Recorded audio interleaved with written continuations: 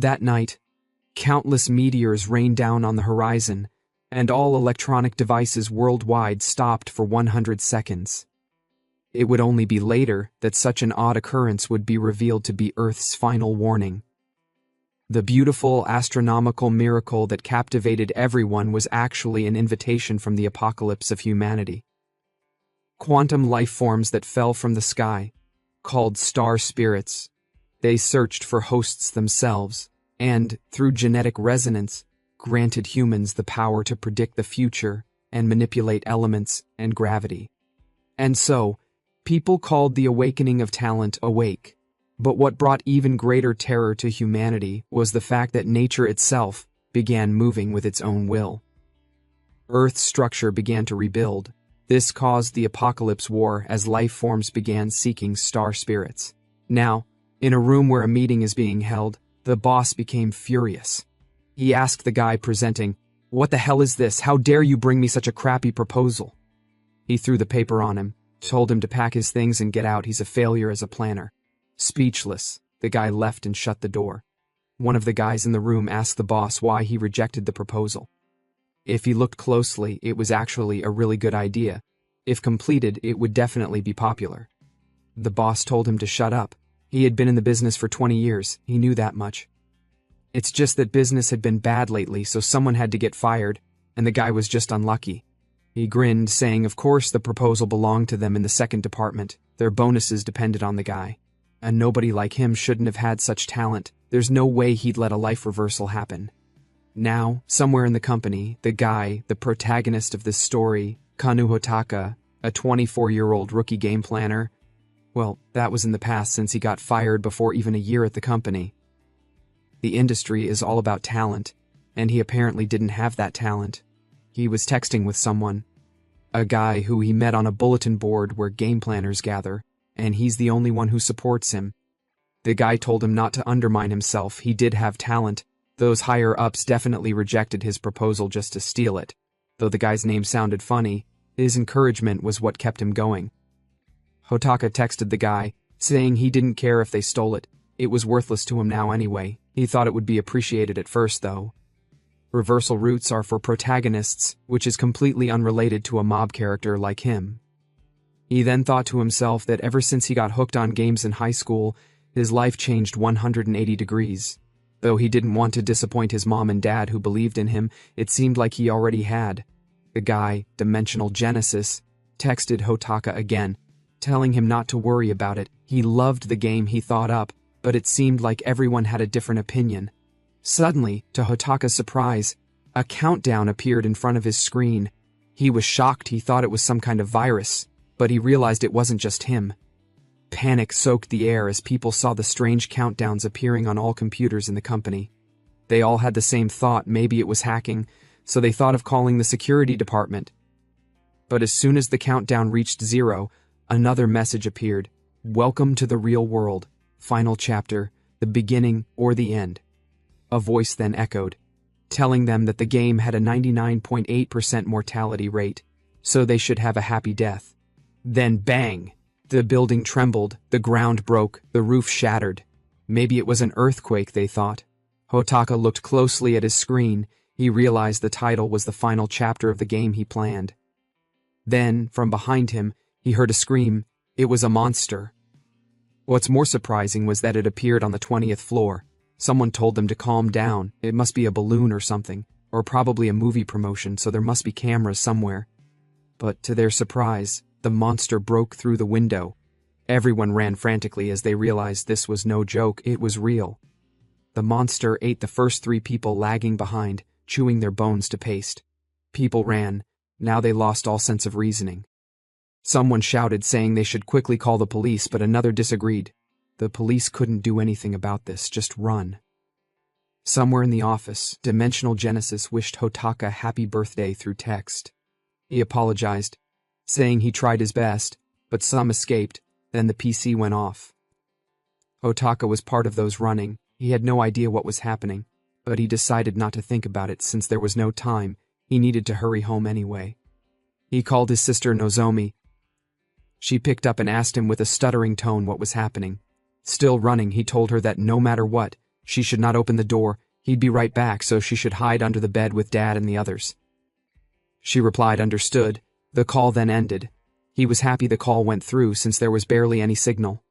Next, he decided to call Yukirin, but he wondered if he even had the right to call since he was the one who said they should break up. Well, he called anyway since now wasn't the time to think about such things. But then, before the call could go through, a monster broke through in front of them and took out those in the front. The monster then faced them.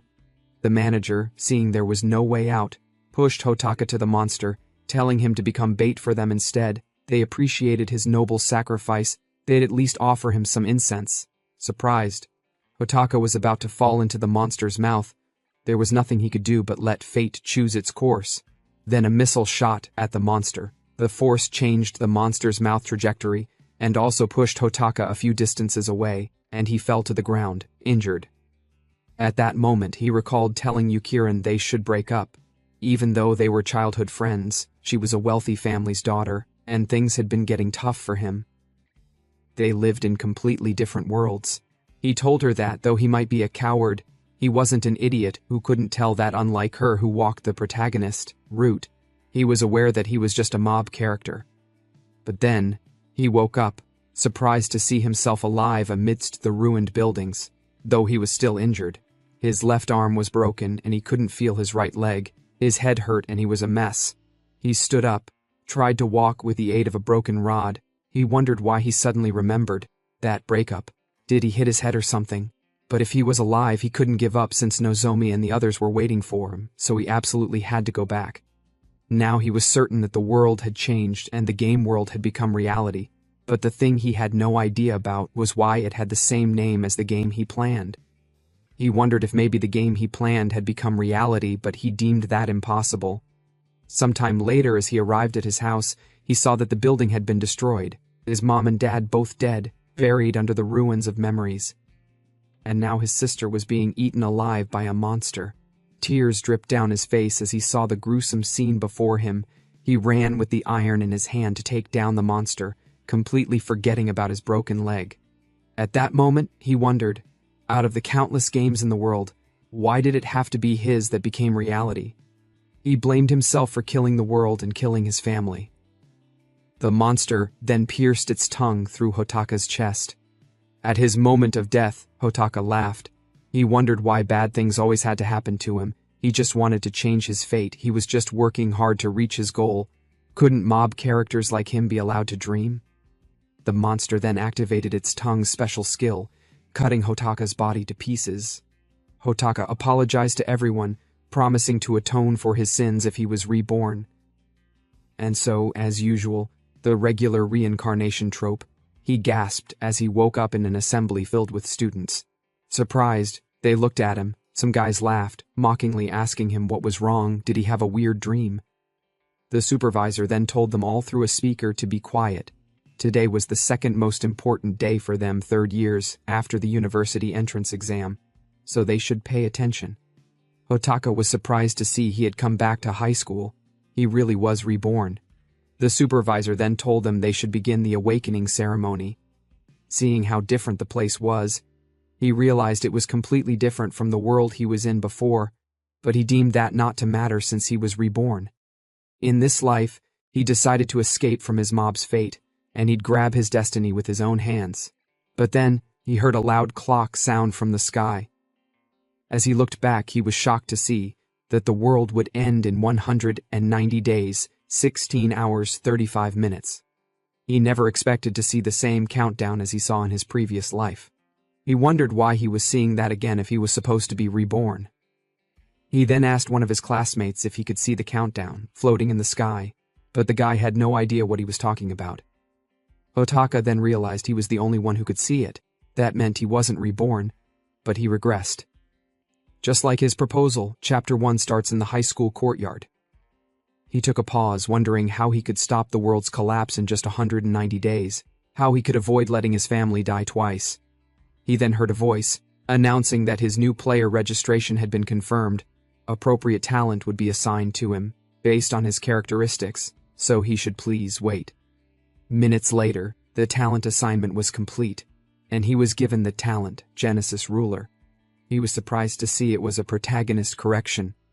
Immediately, the clock in the sky shifted. It then stopped. Hotaka was surprised to see that the remaining countdown could change. He wondered if it was because he got the protagonist correction. The system then told him that Genesis Ruler is a special hidden talent, and it's the only one that exists in the world. It has no fixed characteristics and can copy and fuse other talents by consuming star spirits to gain new abilities. His copy limit is now 4. He was surprised to see his copy limit was 4 since the initial setting was 1 talent per person, but now he can hold 4 at the same time. Maybe it's the planner's privilege, he thought. If that's the case, doesn't it contradict the setting? It's trying to destroy the world with my game, but it's giving me the power to stop it. What's the mastermind's goal? He wondered. Could it be the guy he was chatting with? Dimensional Genesis? He deemed that not to be the case since he was just an online friend with a weird name, so he thought maybe he was probably overthinking it. More importantly, there's something he needed to do.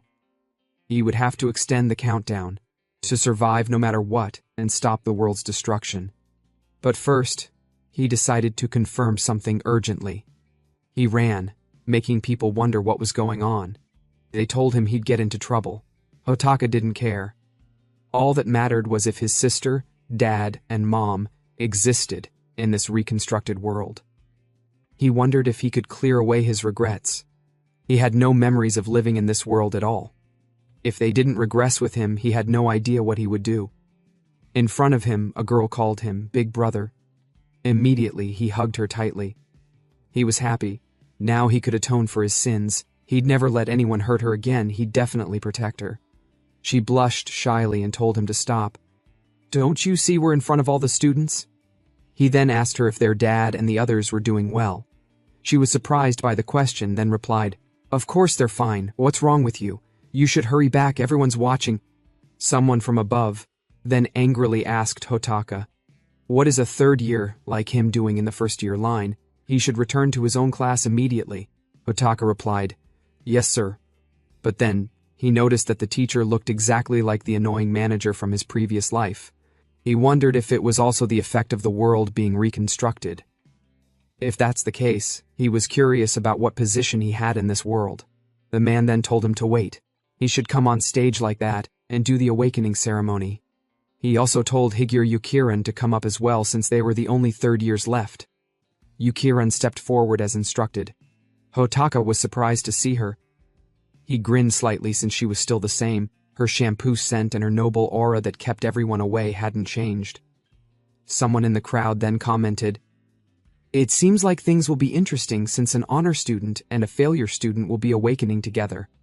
Serves him right for being childhood friends with the school's idol. Someone added, Yukiran won't talk to any guy except that trash Hotaka, so they have no chance with her. Yukiran then asked Hotaka if he would become a laughingstock or shut them all up. Hotaka replied, Of course I'll blow everyone's mind. But then he said to himself that he didn't have time for romance right now. Even though the countdown increased by a year, he was still not in the safe zone and couldn't let his guard down.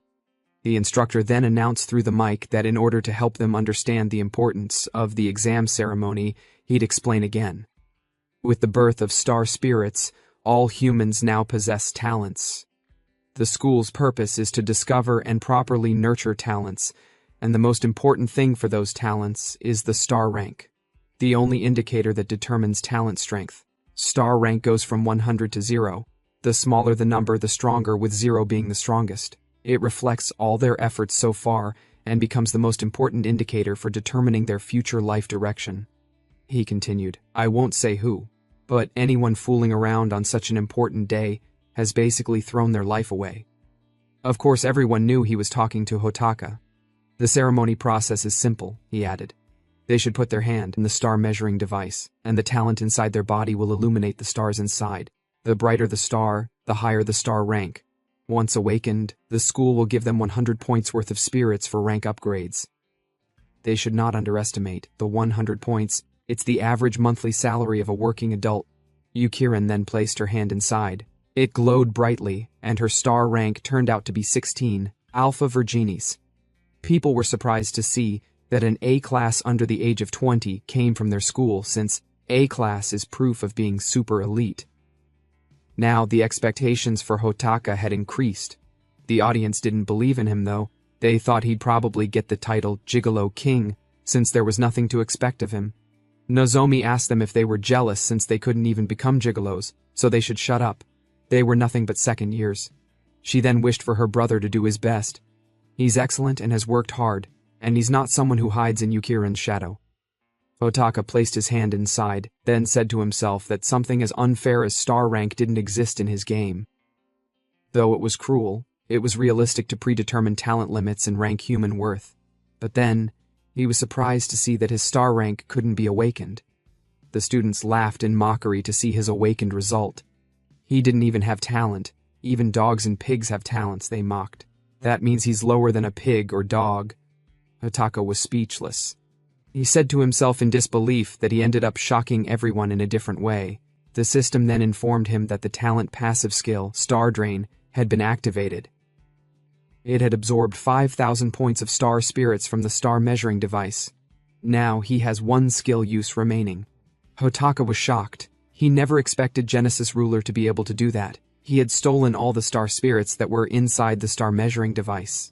The Academy equipment officers were surprised to see that something had gone wrong with the machine. They couldn't believe it had broken. It was the first time such a thing had happened, and it was also the highest grade equipment they had received from the mayor, so they hurried to check it. Minutes later, one of the equipment officers was surprised to see that the star spirits were completely empty. He couldn't believe his eyes since he had filled it to the max before the ceremony, so it was impossible for everything to disappear. The supervisor scolded them, telling them they should refill the star spirits quickly if they had figured out the cause. The officer hesitated, saying the measuring device required a large amount of star spirits and cost quite a bit, so they'd need the principal's permission. The supervisor scolded persistently, saying that the principal was on a business trip and all authority on campus had been delegated to him, so he'd better do as he was told or take responsibility if the ceremony was disrupted. The officer finally accepted. The man grinned internally, wanting to embarrass Hotaka, who was always making fools of the teachers. Once his star rank was displayed, he'd be the first to laugh at him. Hotaka could feel the evil plan coming from the supervisor. Well, since the supervisor had decided to let him go for a second trial, which was no different from full service, he decided to use it to the fullest. The system then announced that he had absorbed 7,000 points of star spirits, and since he had exceeded 10,000 points, unique storage had been unlocked. Now the passive skill had gone on cooldown. The officers were shocked to see that the machine had stopped working again. The star spirits inside were empty. The supervisor immediately shifted the blame. He asked the officer how he was going to explain breaking such expensive equipment to the mayor. Immediately, he told the officer that he had nothing to do with it, just to be clear. The officer, frightened, told the supervisor they didn't break it. It had been working just fine until a moment ago. The supervisor scolded, "Don't make excuses, you incompetents. Hurry up and activate the trial dungeon to proceed to the next step." The officer couldn't hide his disgust and anger, but he did as instructed and pressed the button to open the dungeon. The supervisor announced that since they had just awakened, their link value was low and they couldn't fully use their talent yet, so he had created a trial dungeon for them all. In there, they would raise their link value and train their talents to prepare for the university entrance exams. All third years would be entering. However, he continued, Hotaka, someone without a star rank, had no right to enter the dungeon, so he had missed the greatest opportunity before the exams.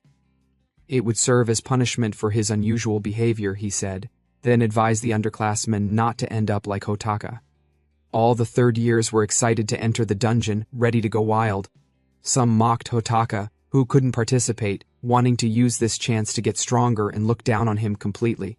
Hotaka wasn't worried at all, but he deemed the situation a typical textbook negative start.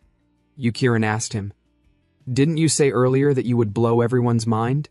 I thought you made decent preparations, so what's with your pathetic results?" He told her it's fine, it's just a small setback. He hoped she wasn't disappointed by something this minor. She didn't reply. Then suddenly, a wannabe hero interrupted their conversation. He told Yukirin that if her future and reputation were important to her, she should team up with him instead of an incompetent person like Hotaka.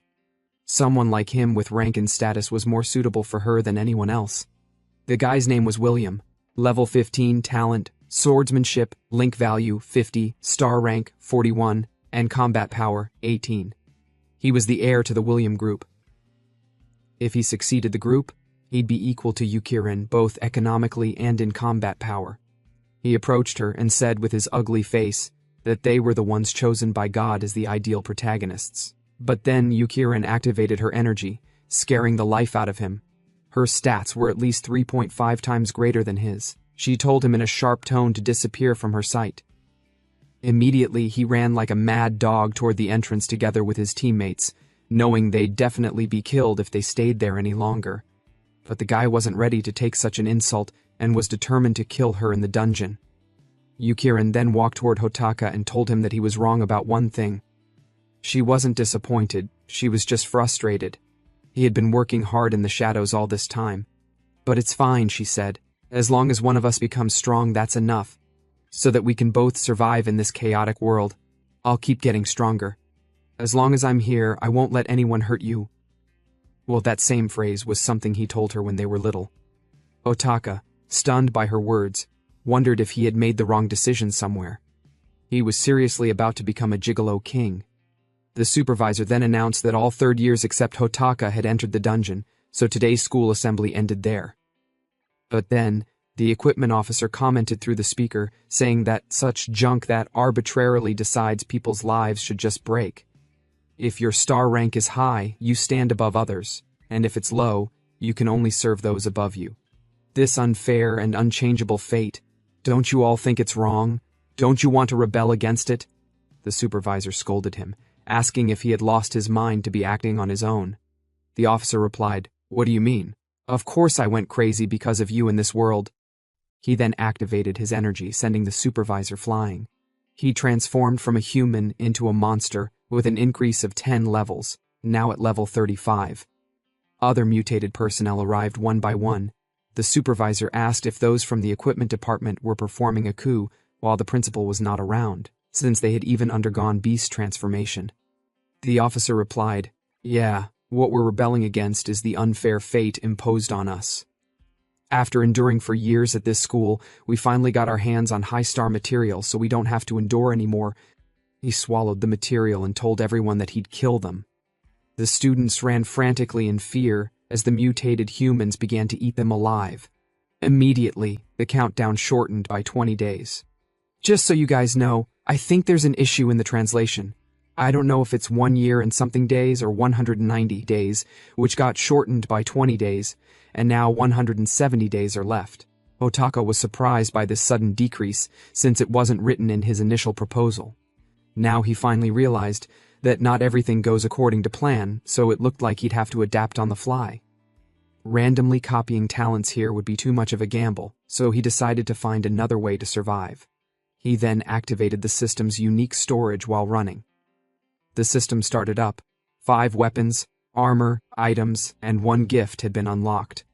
Hotaka knew too well that weapons and armor required corresponding talent to use, so they were useless to him without any talents, but he had no idea what the gift was. Either way, he opened the gift. A message appeared. The gifter told him that he had left presents in various places as a celebration for his rebirth, so he should find them, they'd definitely be useful. The gift in question was an Academy special map.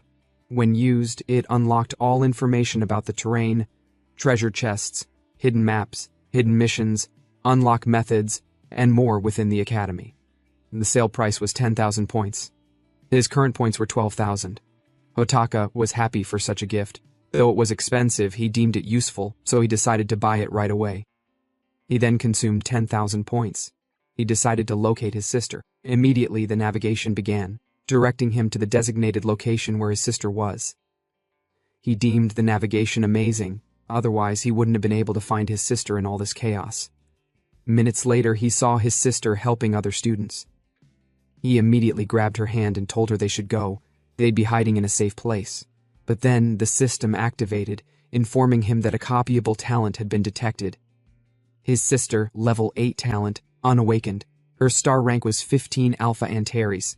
He was surprised. He never expected her star rank to be so high. The system then asked him if he would like to spend 2,000 points to copy the talent. Hotaka was surprised to see that his sister's star rank is higher than Yukirin's. He then told the system to tell him about this world's combat power mechanics. The system explained, a player's combat power is determined by 3 factors: star rank, level, and link value. The higher the star rank, the stronger the talent becomes, the more star spirits you gain after battles, the faster you can rank up. However, ranking up your star rank comes with a cost. Also, level is an indicator that comprehensively reflects a player's various stats. There's no upper limit, so theoretically it can be raised infinitely. Link value is an important number related to star rank and level that determines the upper limit of your final combat power. The maximum is 10,000 points and can be enhanced using star spirits. The calculation formula is quite simple. Level, star rank, and link value all multiplied together equals combat power. Hotaka thought about it. Though it's a bit complex, from a planner's perspective, it looks rational and well-balanced. Although star rank determines the upper limit, he refused to believe it can't be raised. In contrast, level plays the role of supporting the lower limit, and link value is the bridge connecting them. While unfairness determined by heaven exists, means to overcome it also exist, which is a good worldview. So Hotaka wondered what exactly is his star rank. If smaller numbers are stronger, is his star rank 0? The system told him the world's strongest is star rank 0, the sun. And, as for his Genesis ruler talent, it exists outside the world's natural order, so his star rank isn't 0 but infinite. Hotaka was surprised by this news. He laughed. He never expected to exceed the world's maximum value, so he asked the system if the world won't crash like a server. The system told him he's half correct and half incorrect. In this world, infinite doesn't mean strength but possibility. In simple terms, infinite possibilities. The system continued, telling Hotaka that his strength is determined by the star spirits he possesses and the talents he has copied. Now, the system asked him if he would copy his sister's A-class talent with a star rank of 15. Suddenly, a mutated monster appeared. The mutation added an additional level of 10 to his initial level 20. He had a star rank value of 65% and a link value of 100. Combat power, 48. Now he was determined to take revenge against all those so-called geniuses who looked down on him. Everyone ran frantically, but Nozomi couldn't run, frozen in fear, but she could still move her hands, though there was nothing she could do. The monster then punched at her with the determination to kill, but as usual, the brother came to the rescue. Hotaka blocked the punch with a punch, the impact intense. The mutated man wasn't scared since Hotaka is known to be a piece of trash without a star rank, so he was certain to turn him into tiny pieces right away. But then, to his surprise, his hand shattered. He screamed in pain. He couldn't believe that a piece of trash who couldn't even awaken had so much power. Hotaka told him he had no clue what he's talking about. He was able to fight against the monster since he had copied his sister's talent. His combat link value is 500 star rank, 16 Alpha Antares, with a combat power value of 533. After copying all the talents, Hotaka felt completely different from before, power overflowing through his whole body, so he deemed the 2,000 points he spent to be worth it. The monster, furious, thought Hotaka's attack might be a fluke, so he went for another strike. He couldn't believe a mutated person like him would lose to a trash. But Hotaka swiftly dodged the strike and climbed onto the guy's face. The guy immediately pleaded, telling Hotaka to wait. He was just being threatened. Hotaka wasn't ready to listen to his plea since he tried to hurt his sister, and he seriously tried to punch her. He then obliterated the guy's upper body with a single strike. Everyone was surprised to see he took down a mutated monster with just 2 hits. The system informed him that he had defeated a beast and earned 50 points. He earned an additional 50 points as a result of Genesis Ruler, passive skill, Star Spirit's multiplication. His sister excitedly asked him when he got so strong. Just last week he was getting blown away by her backdrops. Kind of flustered, he told her now is not the time for that, they should go to a social safe spot. He then dragged her away, but the other students ran along with them. She asked him, where are they headed to? He told her they should hide somewhere safe for now, they'll talk after that. Surprised, she asked why they should hide. Shouldn't they leave the school and call for help? He told her that since the beasts launched an attack, they won't be able to escape that easily. So there should be traps set at the school's gate. The students who arrived at the gate were surprised to see a light that wasn't there before. Scared, someone asked if they would turn into chunks of meat if they touched it. As usual, a wannabe hero stepped forward, overconfident in his own arrogance. He called the other students cowards for being scared, so he stepped out of the barrier himself. At first nothing happened, but then his body began squeezing and exploded into paste. As blood touched the students' faces, fear sank in deep. But then, those who were stricken by fear ended up mutating as their sanity level dropped to 0%. Hotaka then got a warning message that sanity levels directly affect combat power, so to display maximum strength, he should maintain sanity above 90%. Hotaka was surprised by this sudden news. He had never created such a sanity system. Now, realizing there are so many incomprehensible systems, it means even if he can copy talents, being broke means he has no room to spare. So right now he needs to hurry and collect as many star spirits as possible. He deemed himself fortunate to be able to see everyone's sanity, so he could avoid danger by only saving people above the safe threshold, since sanity is star spirits plus rationality. So when it drops, combat power decreases, and in the worst case, you mutate. Anyway, his first priority was to find a safe place right now. He then asked the system if it had any recommendations. The system began searching the special map, and it found one absolutely safe location, the gymnasium, a hidden minigame. Hotaka recognized the place. But then, they heard a voice from behind. Nozomi paused as she recognized the voice. It was a girl whose sanity level had dropped to 25%. Nozomi tried to run to help her, but Hotaka told her to stop. It was already late. She disagreed, saying as long as it hasn't dropped below 10%, there's still a possibility of saving her. She was eager to save her since the girl, Mina, was her friend, so she couldn't just let her die like that. She brought out a headset and connected it to her phone, telling Mina to calm down. She'll raise her sanity level right now, so she should put the headset on. The app Nozomi was using is called Silver Key. The system was developed for those who are physically and mentally exhausted from years of overtime work, and unfortunate individuals who have witnessed unpleasant things. If you feel your sanity rapidly declining, your emotions becoming uncontrollable, and the star spirits inside your body going berserk, the app must be used immediately. Also, using official headphones can provide higher vibration. The price is 100 points per year. There are 4 modes in the app. The first is Relax mode. The recommended sanity level is 100 to 80%. The second is Stress Relief mode. The recommended sanity level is from 80 to 60%. The third mode is Sanity Control, with a recommended sanity level of 60 to 30%. Finally, the fourth mode is Emergency Sanity Recovery. Recommended sanity level is 30 to 10%. Hotaka was also looking at the app on the phone. He never expected there to be a cheat like that. It would definitely make good business. He was amazed at how the essence of seeking profit doesn't change in any world. Mina hit the headset away, telling Nozomi not to come near her. The headset broke, and then Mina mutated as her sanity level dropped to 0. Nozomi panicked. She knew she wouldn't be able to dodge the attack in time. She fell to the ground in fear. Mina decided to strike with her tentacles, but before they could reach her, Hotaka stopped them and told Nozomi to hide behind him, since Mina was beyond help already. Hotaka then forcefully pulled out the tentacles and smashed her stomach with his knee. He clenched his fist and punched her straight into the wall, wanting to take her out of her misery. The body collided and exploded to paste. Hotaka then got a message that he had defeated a mutant, earning him 20 points.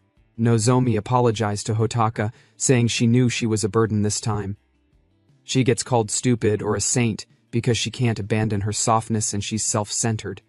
But the problem isn't being soft, it's being weak, she said with a depressed tone while on her knees. Because she's weak. Her beliefs also look ridiculous. But since he's strong, she strongly begged him to save many people. Just this once, he should do her this favor. Hotaka was speechless for a moment. He knew that with her kind heart and strong will, someday she'll become incredibly powerful, so he'll definitely keep protecting her until she can stand on her own. Immediately, the mission updated. It was for him to save students. He should save as many as possible. He can gain 50 points per person. Hotaka grinned, calling the system a good guy. He stretched his hand forward and told his sister not to worry. He'll be there for her any time for life. Whatever choice she makes, he'll support her with everything he has, so she should stand up. They should go save everyone together. She smiled and grabbed his hand. As they ran, she asked him what they should do now. He replied that they should avoid combat while gathering the scattered students and hide in a safe place. She asked if he meant the underground shelter the school prepared for evacuation. He replied no. That place can only handle external attacks. The mutated teachers know everything about the school, so it's far from safe and the most dangerous place to hide. The place he's thinking about is a place that seems dangerous, but is actually absolutely safe. The gymnasium. Inside the gymnasium, many students were gathered there crying. They didn't want to die. Some were panicking, while some were consoling and organizing the others, telling them to calm down. The gymnasium hadn't been targeted yet. They didn't know when they'd attack, so they shouldn't let their guard down. Someone then asked what that bastard Hotaka was planning by gathering them in such a place. Hotaka thought to himself, thanks to the map he bought, he could perfectly grasp everyone's information. All of them now had the same sanity level, and they all had talents useful for his strategy. Also, it's way more efficient to collect star spirits by saving people in groups, rather than one by one. A guy, Nida Takeshi, level 3, his talent is logic construction, star rank is 25, Gamma Crux. He walked forward and told Hotaka that although he agreed with catching the enemy off guard, they'd eventually be found, and there's a high chance of being wiped out. So what is he planning to do? He'll leave if it's an irrational strategy. Other students agreed, saying they followed Hotaka because of Takeshi, the honor student. Not a good-for-nothing like him. Hotaka walked to where the basketballs were, then told them that he understood what everyone wanted to say, but they shouldn't worry. He'll definitely save everyone. Curiously, someone asked how. He should tell them the method. Hotaka took a ball and told them it's hidden in the basketball. Confidently, he said to them, haven't you guys heard about this gymnasium school ghost story?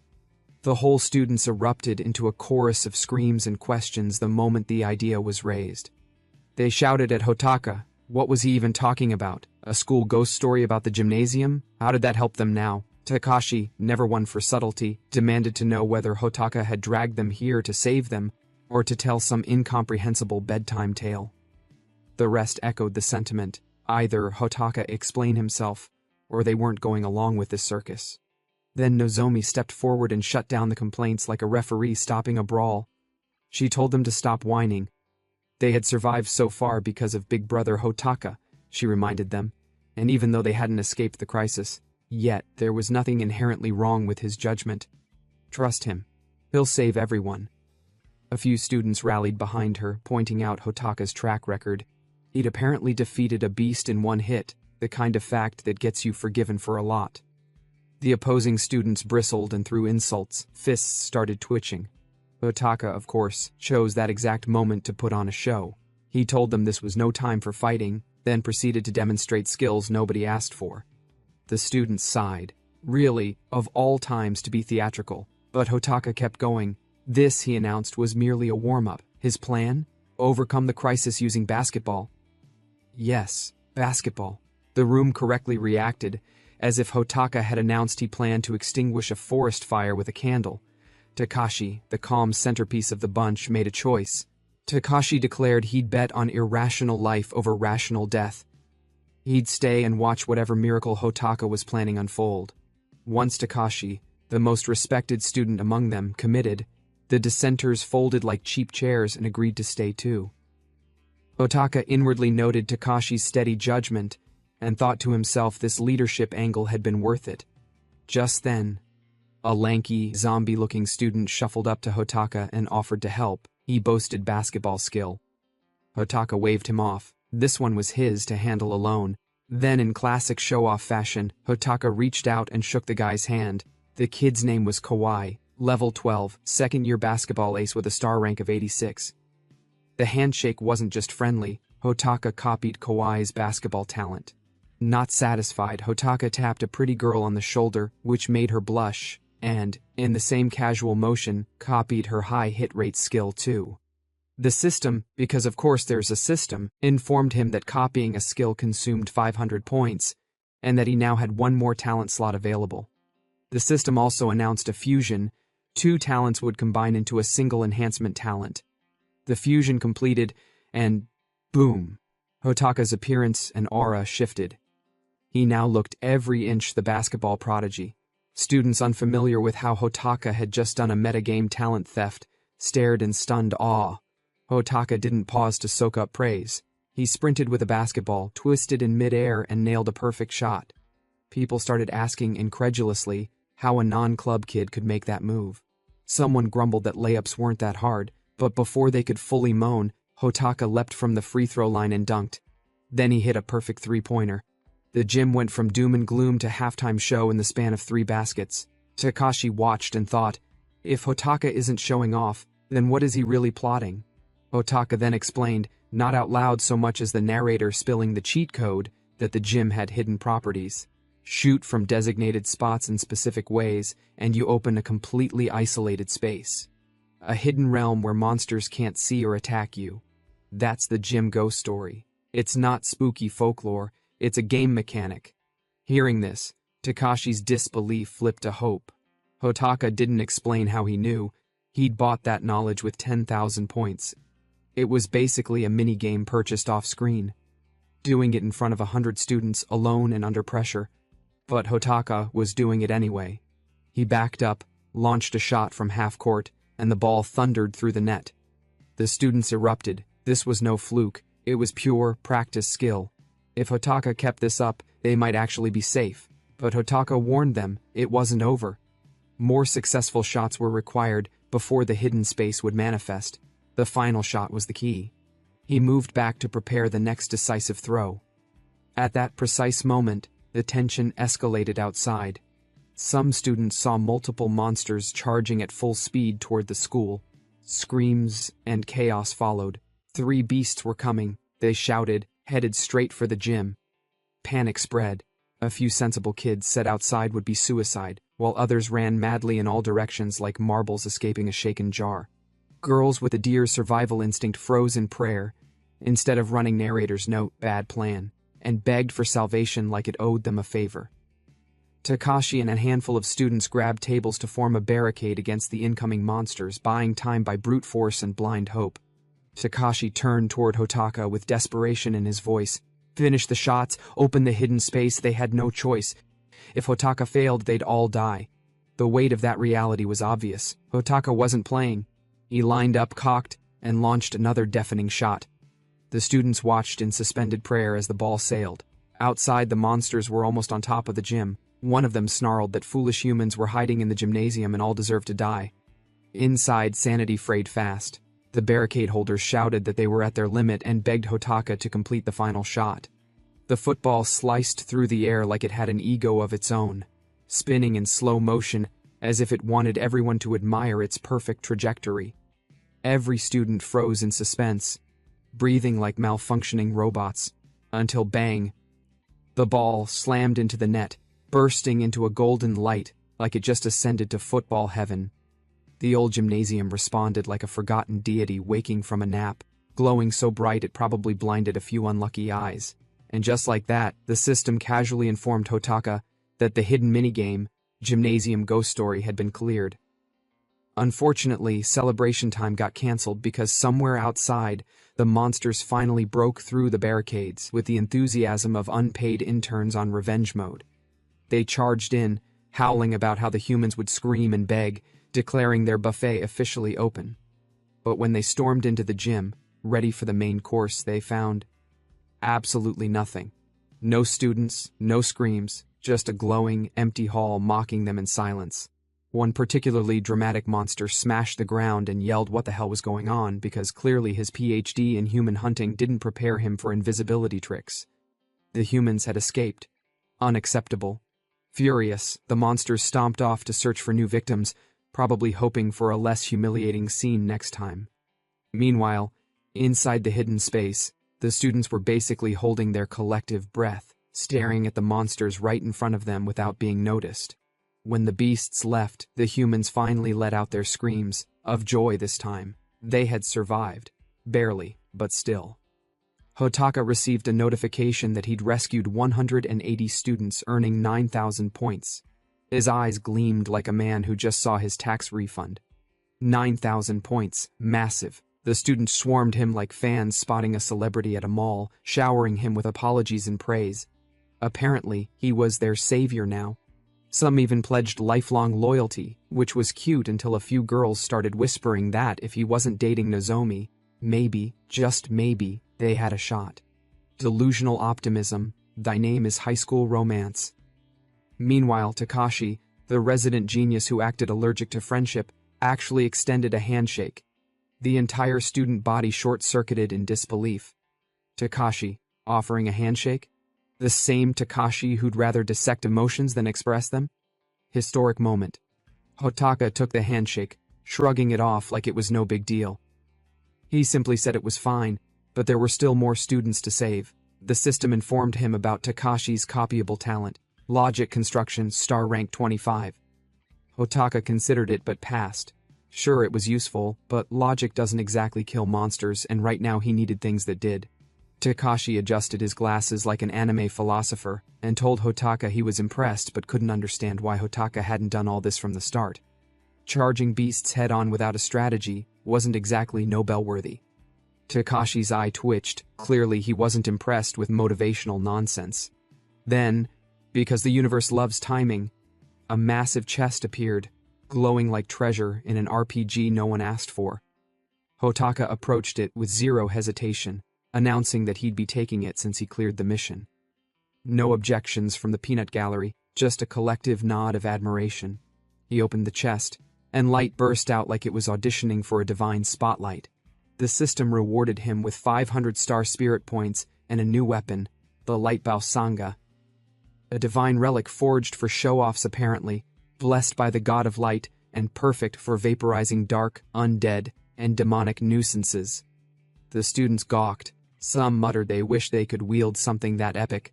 But one girl, Vivi, stared a little longer than the rest. Vivi, level 10 Ashirian, star rank 53, though she didn't know either, felt something stir. That bow, her dream weapon. Too bad it wasn't hers.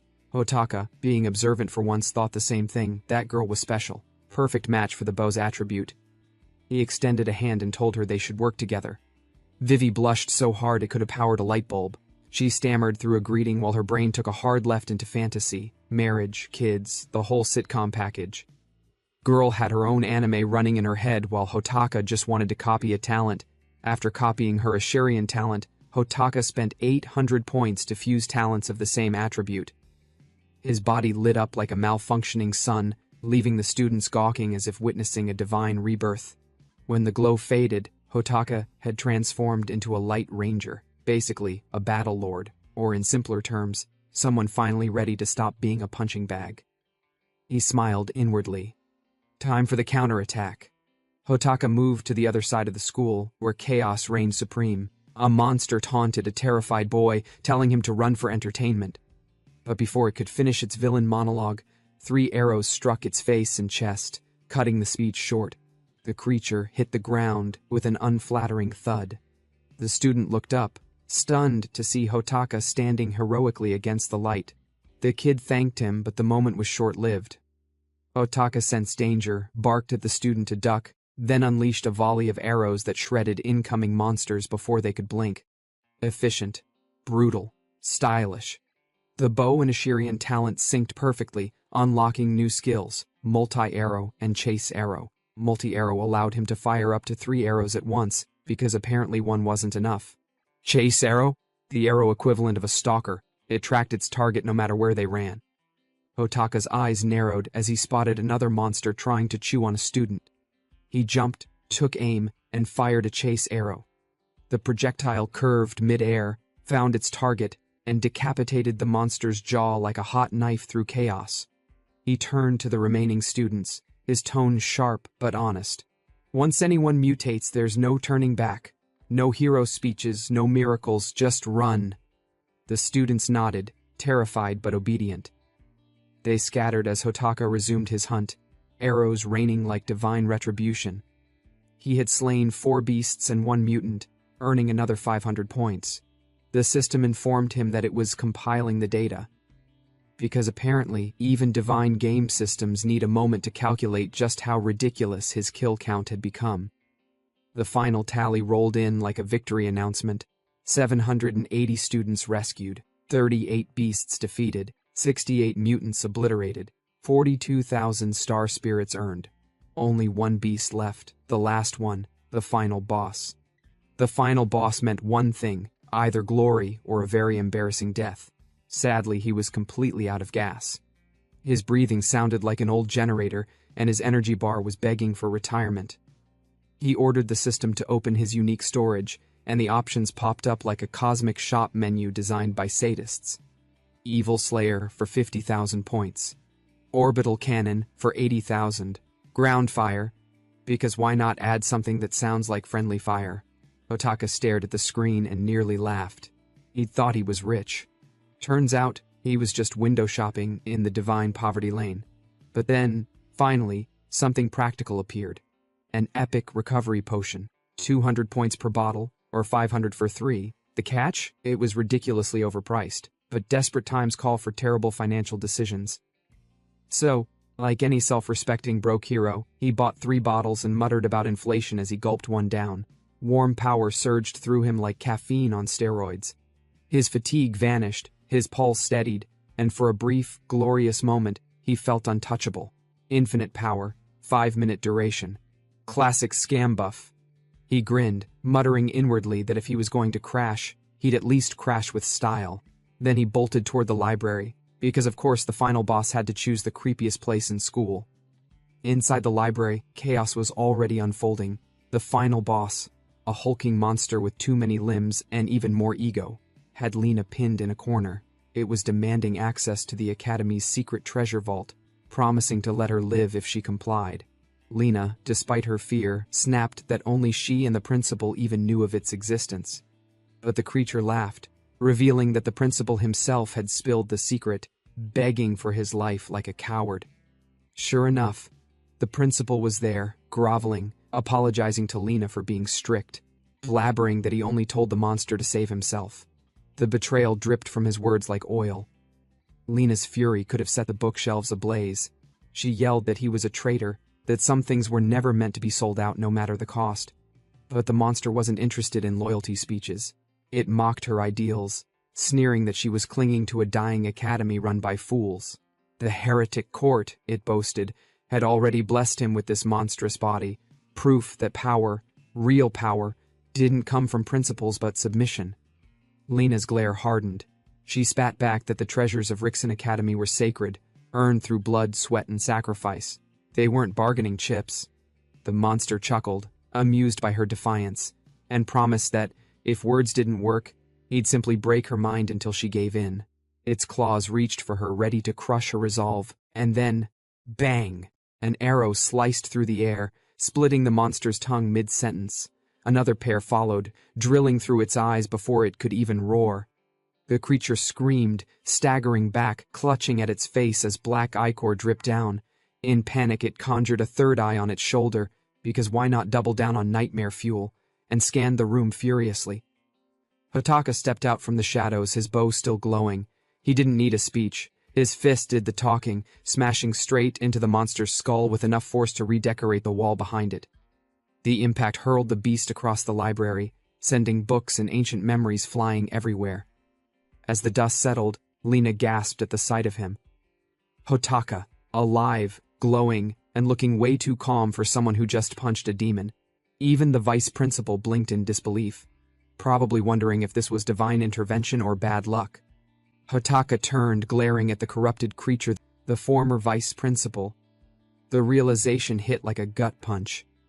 Suddenly, the beast snarled, its voice distorted and dripping with hatred. He lunged, but Hotaka dodged just in time. The monster's attack impaled the real vice principal instead, tentacles piercing through his body like a grotesque kebab. Blood splattered across the floor, and the air turned cold. The monster's laughter twisted into frustration. He'd killed the only other key to the treasure vault.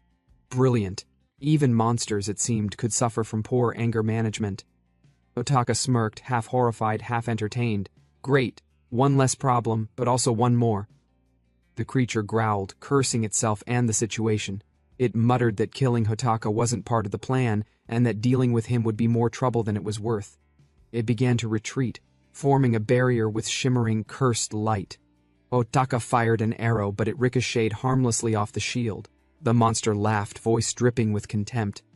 It bragged that when it was still human, it had worked in the equipment department, meaning it had a whole arsenal of defense tools built into its new monstrous body. Escaping, it said, was child's play. Hotaka rolled his eyes. Of course the final boss had lore-based plot armor. Still, he wasn't about to let a corrupted bureaucrat talk trash and walk away. Hotaka wasn't buying any of it. He kept punching that shield like he was trying to teach physics a lesson, relentless fists battering the barrier until the monster's smug laugh finally hit a crack.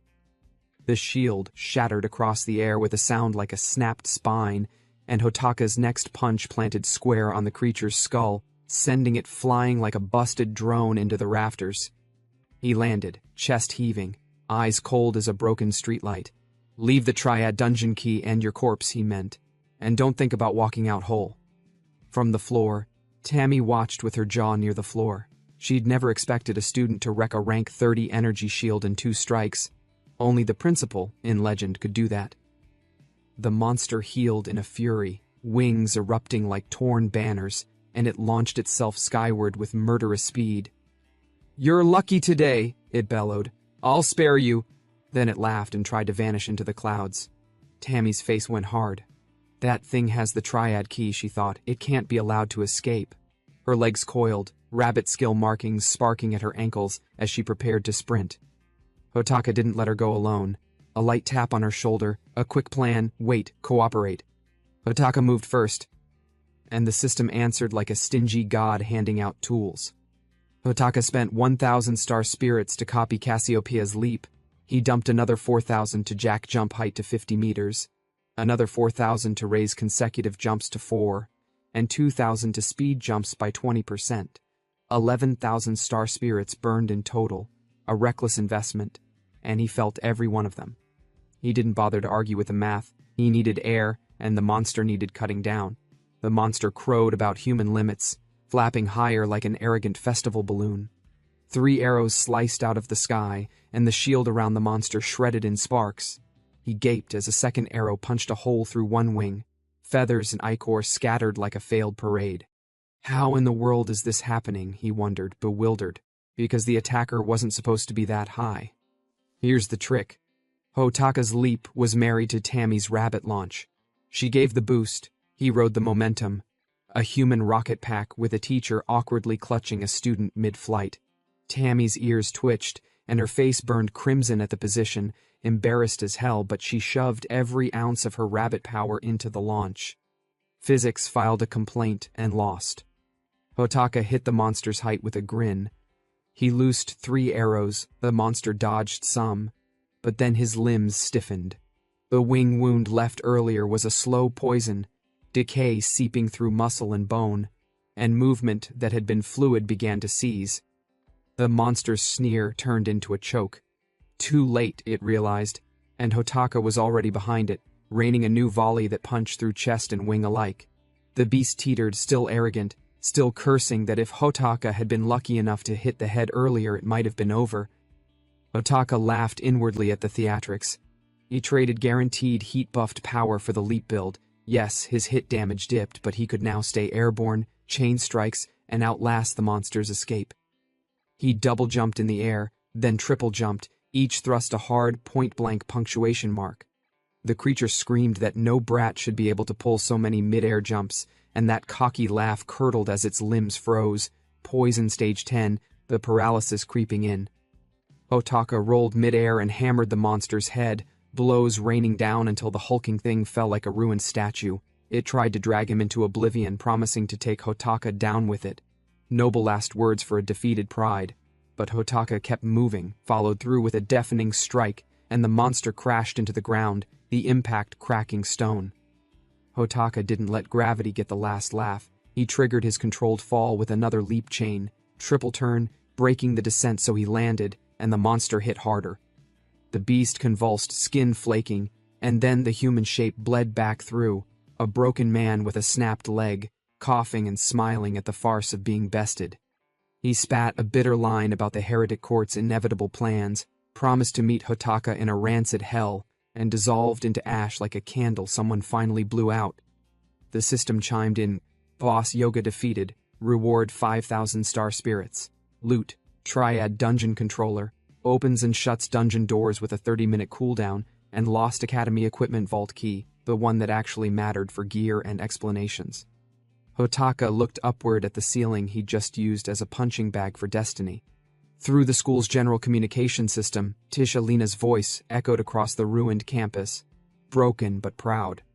She announced that, thanks to Hotaka's insane bravery, all traitor beasts had been eliminated, and Rixon Academy was officially safe. The underground shelters exploded in cheers. Students screamed, laughed, some even cried. The once hopeless academy now had a single name to chant, Hotaka, the same Hotaka they called a wannabe, a low-tier student, a bug in the system. Meanwhile, back in the gymnasium, Mina clenched her tiny fists, her eyes glimmering with tears and faith. She whispered inwardly that she always believed in her big brother. She knew he'd protect everyone. Hotaka, however, wasn't basking in the victory. His focus was sharp as ever.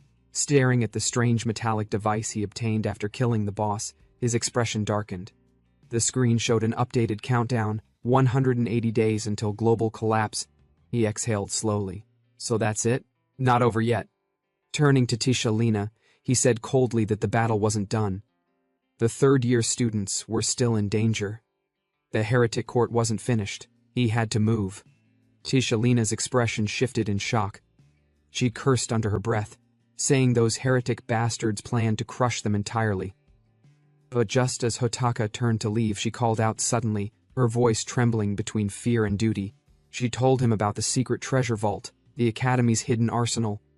Weapons sealed away by Principal Rixon himself, relics from forgotten wars, power no student should touch. She hesitated, admitting she only knew half of the vault's password. Hotaka's lips curled into that half-mad grin again. He told her that, coincidentally, he possessed the other half, a data fragment obtained from slaying Boss Yoga. Tisha's eyes widened. The two halves aligned. Then, she let him in anyway. The next moment, the massive gate of the secret vault, Hotaka stepped inside slowly, eyes wide in awe. Rows upon rows of weapons, legendary blades, god-tier relics, all resting in stasis like sleeping dragons. Behind him, Tisha Lena watched nervously. She had lied. She didn't actually have full authority to lend anything out. But seeing Hotaka standing there, the same boy who risked everything to protect the academy, she clenched her fist and made a choice. Even if the principal never forgives me, for the student's safety, it's worth it. As soon as he arrived in the dungeon, a robot appeared, introducing itself as Light, the Academy Archive Guide AI, and welcomed Hotaka to the Stella Academy archives. But seeing that Hotaka's ID is not registered, it decided to play the automatic demo. In 2066, countless meteors rained down from the sky, and an incident called the First Genesis occurred. Not only meteorites but mysterious substances called star spirits also fell. The star spirits that covered Earth brought immense power to humanity and greatly changed Earth's path of development, leading the future of humanity and Earth to be filled with infinite hope. Now, the AI registered Hotaka's guest ID, and since he's using Library Director Lena's access token, he obtained the highest level access privileges. With a sinister grin, he welcomed Lena back to the world of truth and despair, telling Lena that the world would end in 5 years, 111 days, 15 hours, and 36 minutes. It's a truth that not everyone knows. But as for Hotaka, he already knew that the world is about to end. But the countdown is different from the one he's seeing from the sky.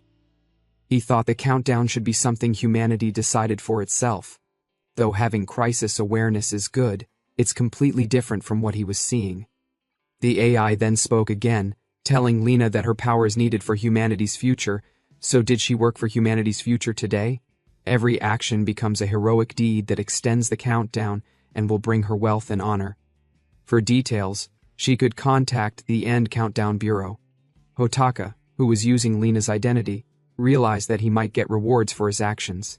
He deemed it interesting, including the End Countdown Bureau, so he decided to look into it after overcoming the crisis. Now he's sitting on top of a pile of corpses in the trial dungeon while looking at his system screen. He was given missions in the trial dungeon. The first mission was to defeat 20 monster bears, 20 tree demons, and 1 elite bear king in order to enter the Tower of Trials. The second mission was to clear 30 floors of the Tower of Trials to enter the final boss battle. The third mission is to defeat the boss and clear the trial to exit the dungeon. As for now, the dungeon mode is no respawn. Hotaka wondered why the trial dungeon had no respawn mode, or if the rules changed behind the scenes. Maybe it's the trump card Yuga mentioned. Plus, there should be many dead students, but there's not a single corpse, so he wondered what's going on. Maps don't work either. He had no choice but to uncover the truth on his own. He scrolled through the mission again. The first mission just needed the elite bear king, so he decided to gather more information before it appeared. He then searched the keyword crisis. Results came out, and he was able to gain some information. The first was the individual crisis. Although star spirits strengthen humanity, they must be constantly adapted to and controlled. The positive effects of the individual crisis are that with proper control, various talents and star ranks are granted, greatly enhancing all stats. As for the negative effects, without proper control, star spirits inside the body go berserk and cause mutation, and sanity is just one means of controlling star spirits within the body. Now the second one is the species crisis.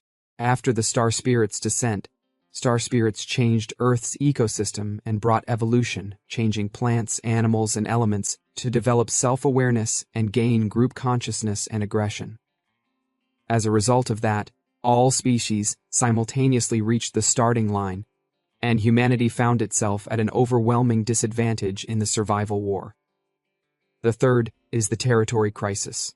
After initial defeats, humanity was no longer Earth's absolute ruler. Ultimately, all resources had to be consolidated to build various city zones as survival bases and defensive fortresses. City zone size is determined by the size of stars within the solar system. The world's largest city zone is City Zone 0, Sun. As for Stella Academy, it belongs to City Zone 5, which is Earth. And as for the fourth, it's the core fatal crisis. Humanity's most fatal crisis came not from outside but from within. After the First Great War, humanity fell into anarchy, and all city zones came to be administered by coalition autonomous organizations funded by major corporations. As a result, various major corporations began fighting behind the scenes, and many evil organizations were born. And so, humanity's division and lack of unity is the true cause of the approaching end crisis. After reading all that, Hotaka realized that the worldview is mostly the same as his proposal. Only the detailed settings are different, so he decided to take his time and understand them properly. If the basic settings haven't changed, then information is his weapon. He needs to use talents and information to get more star spirits and become stronger. But then suddenly from behind, the elite Bear King, level 30 star rank 69 Zeta Ursa, attacked him from behind, but he blocked the attack with just his hand nonchalantly since he was already expecting its appearance. He then adjusted his leg, and with force he slammed the bear with his elbow, sending it flying and coughing out blood. Though the bear didn't fall much, it regained its balance and composure. It then activated its unique skill on its hand and went charging at Hotaka again. Hotaka also charged forward at it with unwavering determination. The two clashed, the impact intense, but the bear was no match for Hotaka's aggressive strength. Hotaka grabbed its hand, swung the bear around, leaped up, and forcefully slammed the bear on the ground, causing it to cough out blood. But Hotaka didn't stop there. He charged towards it with the determination to kill, sending chills down the bear's spine. And under the red moonlight glow, Hotaka punched the bear, not just once, but multiple times. He then got a message that he has defeated the elite Bear King. He has cleared the first mission, so he was rewarded 100 points and his level increased to 22. Hotaka deemed the academy to be quite stingy for giving only 100 points. He realized that strength and combat talents have perfect compatibility. In close combat, he can even beat higher-ranked opponents. Also, adding leap and archery, he can fight well enough in future battles. But then, he heard a voice from behind. Someone told him he's amazing for defeating an elite bear king alone. Hotaka was shocked. He never noticed the person's presence until they spoke, so he immediately went for a punch, but then the guy panikedly told him to wait. He's Tsunaya Akira from Class 3. Hearing his name, Hotaka stopped his punch, which would have definitely obliterated the guy if it had landed. Hotaka asked if he's the rich kid from Class 3. He thought there was no one in the forest, so why is he here? But then he asked again, what about the others? What happened in the trial dungeon? The guy, with a saddened tone, told Hotaka he's the only one left. The others are probably all dead. Hotaka, agitated, asked the guy what he meant by everyone is dead. Is he lying? What exactly happened? He should talk quickly. The guy, shaking in fear, told Hotaka he doesn't want to remember what happened. He finally managed to pull himself together, but said he doesn't want to remember such a horrible scene again, so he should please let him forget it quickly. The guy threw up in disgust, saying everyone has died. Hotaka couldn't question further because, at the rate things are going, the guy's sanity would collapse, and he's the only clue he has. In that case, he gave the guy an epic recovery potion, which completely recovers all stats and temporarily boosts designated stats. Its duration is 5 minutes. He told the guy to drink it, but the guy refused, so he forced it into his mouth, telling him to drink it. If he dies, what would happen to his father's billions of assets?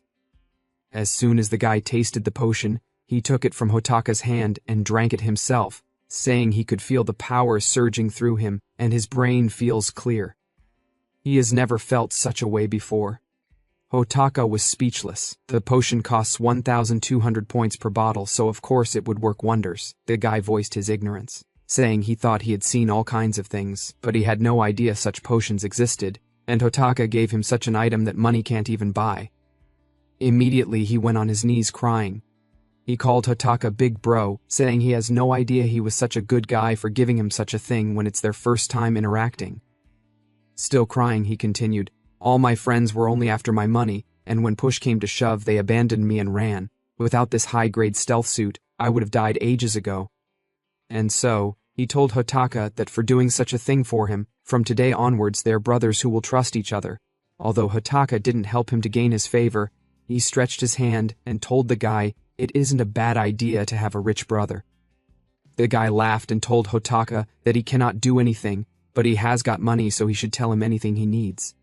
As Hotaka shook his hand, the system informed him that a new talent has been detected. Level 16 talent, Bonbon Star rank, Alpha Pavo, but he cannot copy it due to special talent. Hotaka was speechless. His plan to copy his talent didn't work. He then asked the guy what happened in the dungeon. At least not everyone should have died. The guy told Hotaka that he remembers now, thanks to the potion. Though it's true that he didn't see everyone die, it was a crisis where total annihilation wouldn't have been strange. He recalled that right after entering the dungeon, they received the mission.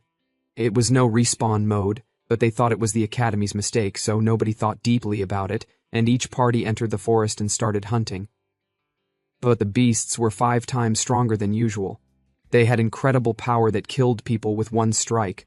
Moreover, the no respawn thing was real, so the moment everyone realized that, they lost all will to fight and fled in panic. Except for one person, Yukirin. She told the students that it's useless, even if they run, they're trapped in the dungeon, so they can't get out without clearing the mission. Rather than keep running here and starve to death, she decided to risk her life and fight. Just like that. In the end, Yukirin led everyone into battle, and they managed to clear the first mission with nearly 100 casualties. But nobody felt relieved. Instead, they were plunged into even deeper despair. 280 students entered, only 185 remaining. Yukirin didn't stop there. She took her sword and continued moving forward. One of her friends then told her to stop. The monsters were not coming out. They cleared the first mission, and there were no more beasts, so they should wait here for the teachers. Yukirin turned back and said to her, "Don't tell me you think the errors in the dungeon are coincidental. Probably it's not just the dungeon, the outside is definitely facing the same kind of crisis, so no help is coming." The girl asked in a shaky tone what they should do then. Yukirin, speechless, said to herself that she would definitely save him, so she should wait for him. But then, to their surprise, something was thrown toward them. and from it came purple smoke, which immediately took out most of the students since the smoke contained poison. Yukira staggered. She's currently poisoned and paralyzed. A voice then came from in front of her, telling her that not only does she have high talent and star rank, but her judgment is extremely excellent. Yukira immediately went in to attack him, since he's the source of the anomaly, but the guy blocked the strike, telling her that it's impressive she's still able to move even when she's poisoned. She's truly a once-in-a-century material. But it's unfortunate that what awaits her isn't a bright future, but a pitch-black hell. Akira explained to Hotaka that they took everyone to the Black Tower, both living and dead students. Though he managed to survive thanks to his equipment, he could only watch and couldn't do anything. Nothing at all. Hotaka finally realized that the mysterious organization was the trump card of the mutants outside. They were hiding in the dungeon and waiting from the beginning. With all that has happened so far, he deduced that the heretic cult preparing so thoroughly isn't just to capture students. There's definitely some much bigger purpose hidden in that Black Tower. He then told Akira to hide and survive. He's going to save the students. Akira told him to wait. He's coming with him. He wants to help even a little. Hotaka refused, telling him it's not possible, it's dangerous. He should not act impulsively from the potion's effects. He needs to inherit billions in assets. The guy told Hotaka that the potion's effects have already worn off, and he's calm. Though he knows he's scared, he's sick of living like trash. Until now, he thought money could do anything. He thought he could buy safety with money. But he came to realize that in hell, money is just worthless paper, and equipment bought with money only extends your life a little. What's needed is power. Immense power is the means to survive. With power, he can face any crisis just like him. That's why he wants to follow him and become strong. He won't be a burden, he may be weak, but the equipment he bought with money will definitely be useful. Hotaka was speechless. He wondered if a real soul possessed the incompetent rich kid NPC. Though in this reconstructed world, there are no NPCs or mob characters. Everyone is the protagonist of their own life.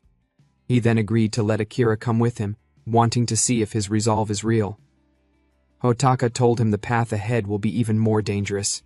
Akira wasn't worried because, if Hotaka handles the main firepower, he's not afraid of anything, so he told Hotaka to leave the support work to him.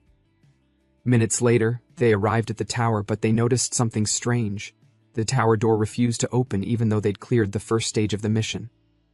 Hotaka told him that it's not surprising. If the cult can even change the dungeon modes, they should be able to do so much. He thought to himself, is there really a need to be this cautious? They have an overwhelmingly advantageous situation. Akira then brought out his bazooka. He told Hotaka to stay back. It's his turn to work since brute force is his specialty, so he will blow it to smithereens. The weapon is a Big Shark custom phase annihilation cannon, version 2.3. It requires the bloodline authentication of Akira to be able to work. It was developed by his family's industry, a 7th-generation concept weapon mainly for protecting the air's safety. He then shot out the sharks. The impact was intense. Though it was able to damage it, they were surprised to see that the tower could self-repair. Akira refused to accept defeat, so he decided to keep shooting until the restoration couldn't keep up, since he had plenty more ammo. But then, Hotaka told him to wait. Doing that will just make the enemy more cautious. Physical attacks can't destroy the tower. So he told Akira to wait right there. He would be right back. He went on one knee, energy swirling around him. Then he jumped upward at full speed, moving to the top of the tower with the aid of the tower's edges. He arrived at the top. He could see that the outer wall is completely sealed, and even if destroyed, it revives immediately, which is troublesome. Suddenly, Akira arrived at Hotaka's location, which shocked Hotaka. He told Hotaka that he never expected he'd reach 150 meters with just a jump, and that he was moving so fast that his equipment couldn't keep up. Indeed, his potential is limitless, Hotaka boasted, telling Akira not to be surprised. Tsunaya Industries has tons of good equipment. But then he paused. He told Akira that things aren't looking good. Weak star spirits disappeared from the upper part of the tower, which means someone died. Hotaka asked if he can tell what's happening inside the tower. Akira told Hotaka kind of. The goggles were a birthday present from his mom. They're made from rare star spirit crystal material, and can detect star spirit concentration. He said to himself that he can see those overflowing, burning, high-concentration star spirits from Hotaka. He had never seen anything like that before. Is Hotaka really human? He wondered. Hotaka decided to stop dawdling. He needs to do something quickly, but he still sees no way of bypassing it. A thought then came to his mind, so he immediately went to try it out. He swiftly went back to the door entrance and clicked something, which brought out a password input device. In Hotaka's planning stage, for dungeons and missions that require opening doors, he had set up hidden routes as backdoors. He thought about the password. In his proposal, he set them all to Yukiran's birthday, but he had no idea if it would work. He tried multiple passwords until one finally worked and the door opened. They both ran in at full speed. Akira told him he thought it wouldn't work, but it was surprisingly easy. Hotaka insisted that it's too early to celebrate. The real trial starts in the tower. Hotaka's main mission was to rescue Yukiran. Yukiran and Hotaka aren't just regular friends. They've known each other ever since they were little. At that time, Yukiran was age 7. Her father and mother had told her not to go to the outer castle, but since she saw the chance, she came out secretly. She was excited, saying to herself that though the buildings are old-fashioned, they have a nice lived-in feeling. She then saw someone on a car, about her age. That someone was Hotaka. He was 8 at that time, a slum kid, street smart. She saw how focused he was, so she wondered what exactly he was doing. After he finished what he was doing, he stood up and targeted a can, then he shot it. The force from the shot pierced through the can. She deemed it amazing that he was able to hit from such a distance. Though she was watching him from a corner, wondering if she should talk to him, she didn't know if it would bother him. But then, from behind her, a low-level monster came to attack her. Frightened, she slipped as her leg hit a stone while trying to pull back. As soon as she fell, the monster charged at her to taste her meat. But to her surprise, Hotaka shot at the monster, a direct headshot, causing the monster to cough blood and die. Immediately he jumped forward. He was happy he finally succeeded after practicing hard, so today they were going to eat meat. He saw the girl's sparkling clothes and asked for her identity and what she was doing there. She stuttered, then began crying, saying, "I just came out of curiosity. I didn't do anything bad. I'm sorry." Hotaka was too soft for such emotions, so he told her not to cry over something like this. This isn't a place for rich lords like her to come. But well, he didn't hate her since she was polite and different from other arrogant rich people. He walked towards a tree, jumped up, and plucked a fruit. He stretched out his hand to her, telling her to stand up and stop crying. He knew her skirt got dirty. It was such a pretty skirt, so he'd clean it for her since it'd be a waste to leave it dirty. She grabbed his hand and thanked him. And so, Hotaka asked her who she was and where she was from. She replied, "Higuer family from the upper castle." Hotaka questioned the word upper castle, saying he had never heard of them. She was surprised that he didn't know about her family since she thought her family was pretty famous. He then told her it's dangerous for a young girl like her to be in the slums, but she's lucky she met him. Nobody will mess with her when she's with him. Another trouble arose. The skirt wasn't getting cleaned at all. He didn't even know how to do laundry since his mom always did it for him. She told him not to worry, pulled off the stained skirt, saying she came to the slums because she wanted to, so a dirty skirt is nothing. Hotaka immediately told her with a smile, "That's great, you're so cool." He then grabbed her hand and told her he'd take her somewhere nice. And so, they both exchanged names. Of course, their encounter didn't just end there. They met many times and created memories together. And all these memories came like a dream to Yukiran. She woke up and immediately reached for her sword as she came to her senses, but her weapons had been taken away. She looked around, wondering if the place she was in could probably be inside the Black Tower. She wondered what the hell they were planning, bringing students to such a place. She tried using her family's emergency communication device that wasn't confiscated, but there was no signal. It seemed like the side of the tower was completely cut off from the outside world. The girl beside her then started shouting, saying she didn't want to die in such a place. She had family too. A male student from behind started pointing fingers, saying they're definitely after Yukiran. They have no use for low-ranked trash like them, they just got caught up in the mess. Otherwise, there's no way they'd have captured worthless people like us, so it must be her fault. But then the cult man approached him, told him, "That's right. Their target is Yukirin. The guy in fear asked if they would be released, but his head was chopped off before he knew it. This scene put the other students in shock. They knew they were fucked up. The man then told the corpse that he's half correct. He's also useful enough as corpses. He then asked his underling if the dead body should be enough for the required number to begin the ritual. The guy replied, "Yes, sir." The dead bodies were all placed together at the center of something. One of the cult members opened a box. From it came out a figure with tentacles. The figure then started chanting a spell and knelt on a magic circle. Then, suddenly, those dead bodies were being absorbed into something. The students in fear asked what is going on. This is definitely some bad ritual. What are they planning to do? The boss told them confidently that it's made by compressing blood, flesh, and star spirits. It serves as both material and nutrients. He then said to them, "Welcome to the real world, those of you who came from the ivory tower." Immediately, the students started running frantically. Their sanity level dropped, but the guards stopped them using the shock grenade, which releases shockwaves around the area, stunning enemies and forcibly stabilizing sanity. But it was too late. Too many people already mutated. The killing became more fierce. The guards had a difficult time since they alone aren't enough to take down all the mutated students, so they asked the boss to call for backup. The boss brought out his weapon from behind, saying he knew this would happen. That's why he told them not to do the ritual in front of the students, but it's the employer's order so they can't disobey. He hated the sound of kids crying in chaos, but it can't be helped, he commented. Since they're getting paid, they have to do it. They're professionals after all. He then began chopping off the heads of the mutated students at an incredible speed. On the other side, Yukirin's friend was shivering in fear, not wanting to die, blaming herself for being powerless.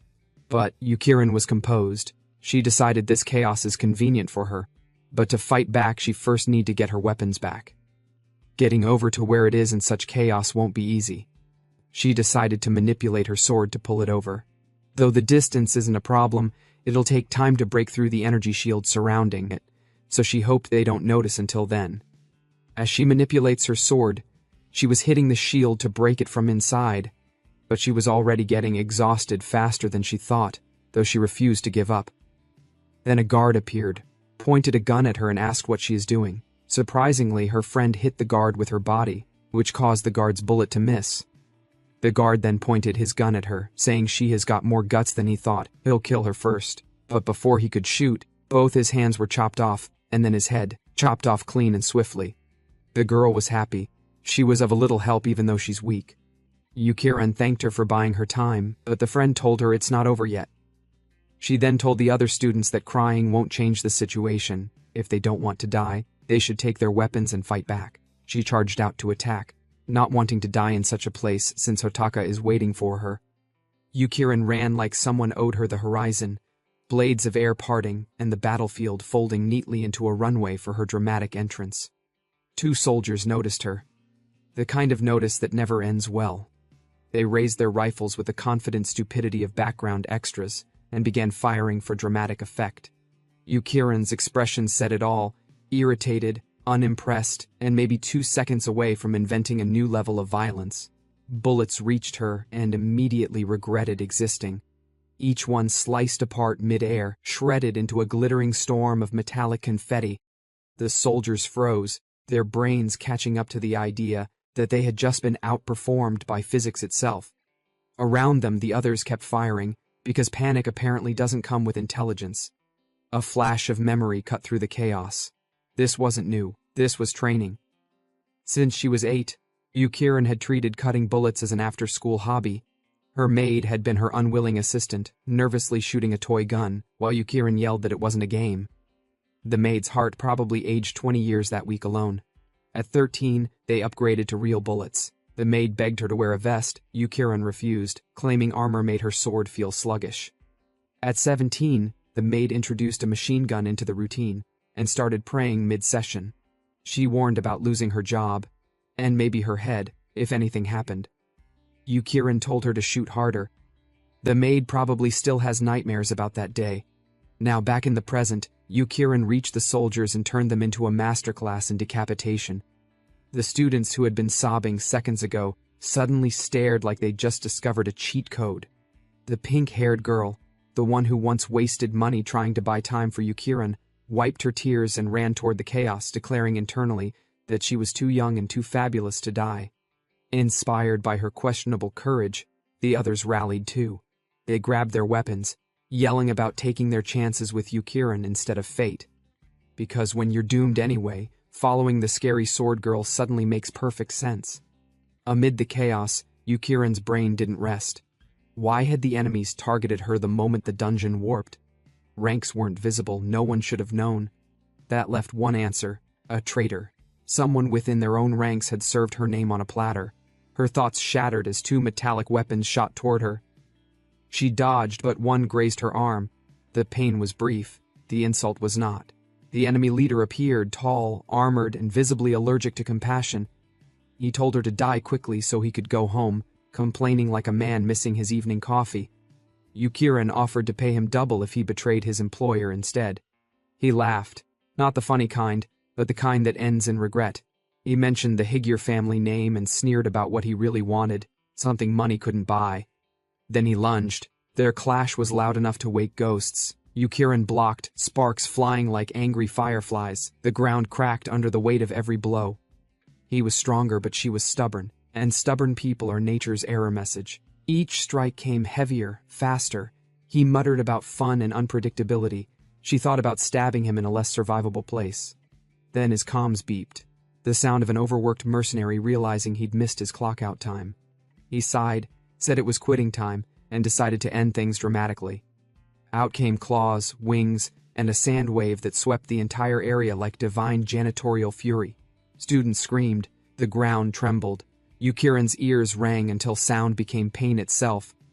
Her brain felt like it was trying to exit through her skull.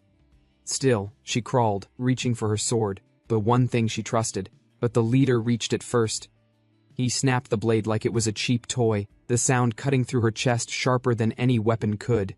He twisted the broken shard into her arm, and blood followed, cruel and hot. Her cry came out low and rough. The leader knelt beside her, admiring his own cruelty. "A will too strong," he said, "destroys itself." He looked proud, like a poet reciting his worst verse. And then came William. He strolled in, too clean for a battlefield, dressed in arrogance and expensive betrayal. Level 15, 41 better star rank, and about as likable as rusted nails. He told Yukiran she'd had her chance once, and chose wrong. The realization hit: he was the traitor. The anger that burned in her chest was no longer fear, it was volcanic disgust. William, meanwhile, basked in his own villain monologue. He struck her insignia from her chest, throwing it to the dirt like a prize he didn't deserve. Not content with betrayal, he added humiliation. Verbal, cutting, self-indulgent. He wanted her broken, not just beaten. The leader, apparently fine with corporate sadism as long as it didn't interrupt his schedule, gave William a minute to enjoy himself. It was the kind of moral bankruptcy that didn't even pretend to have a bottom. And then the sky disagreed. Metallic devices descended from above like divine bugs, humming, locking onto targets, and lighting up the field with searing energy. A blinding flash swept everything into silence. When Yukiran's vision returned, her torn battle gear was gone, replaced by a nanotech suit that pulsed with sleek energy, smooth and alien. Confusion flickered in her eyes, but so did fury. Because standing before her was Hotaka. He arrived late, looking like vengeance wrapped in exhaustion. Apologizing like a hero who missed the first half of the movie. He swore to destroy anyone who had touched his family. Yukiran managed the smallest smile, the kind people make when they've already decided someone else is doomed. The leader blinked, confused. Hotaka wasn't supposed to be here. The entrance was sealed, the guards were outside, and now all of them were suspiciously quiet. William, ever the talker, laughed. He recognized Hotaka, called him trash, and promised to make him a stepping stone. Classic overconfidence. He raised his sword to strike. Hotaka moved before the air had time to react. His body twisted like reflex given form. Dodge, grab, twist. William's arm snapped in his grip, bone cracking loud enough for everyone to hear. The man who had mocked pain now screamed like it was his first language. "What is this power?" he demanded, a question that sounded like a confession. He flailed for Hotaka and spat curses.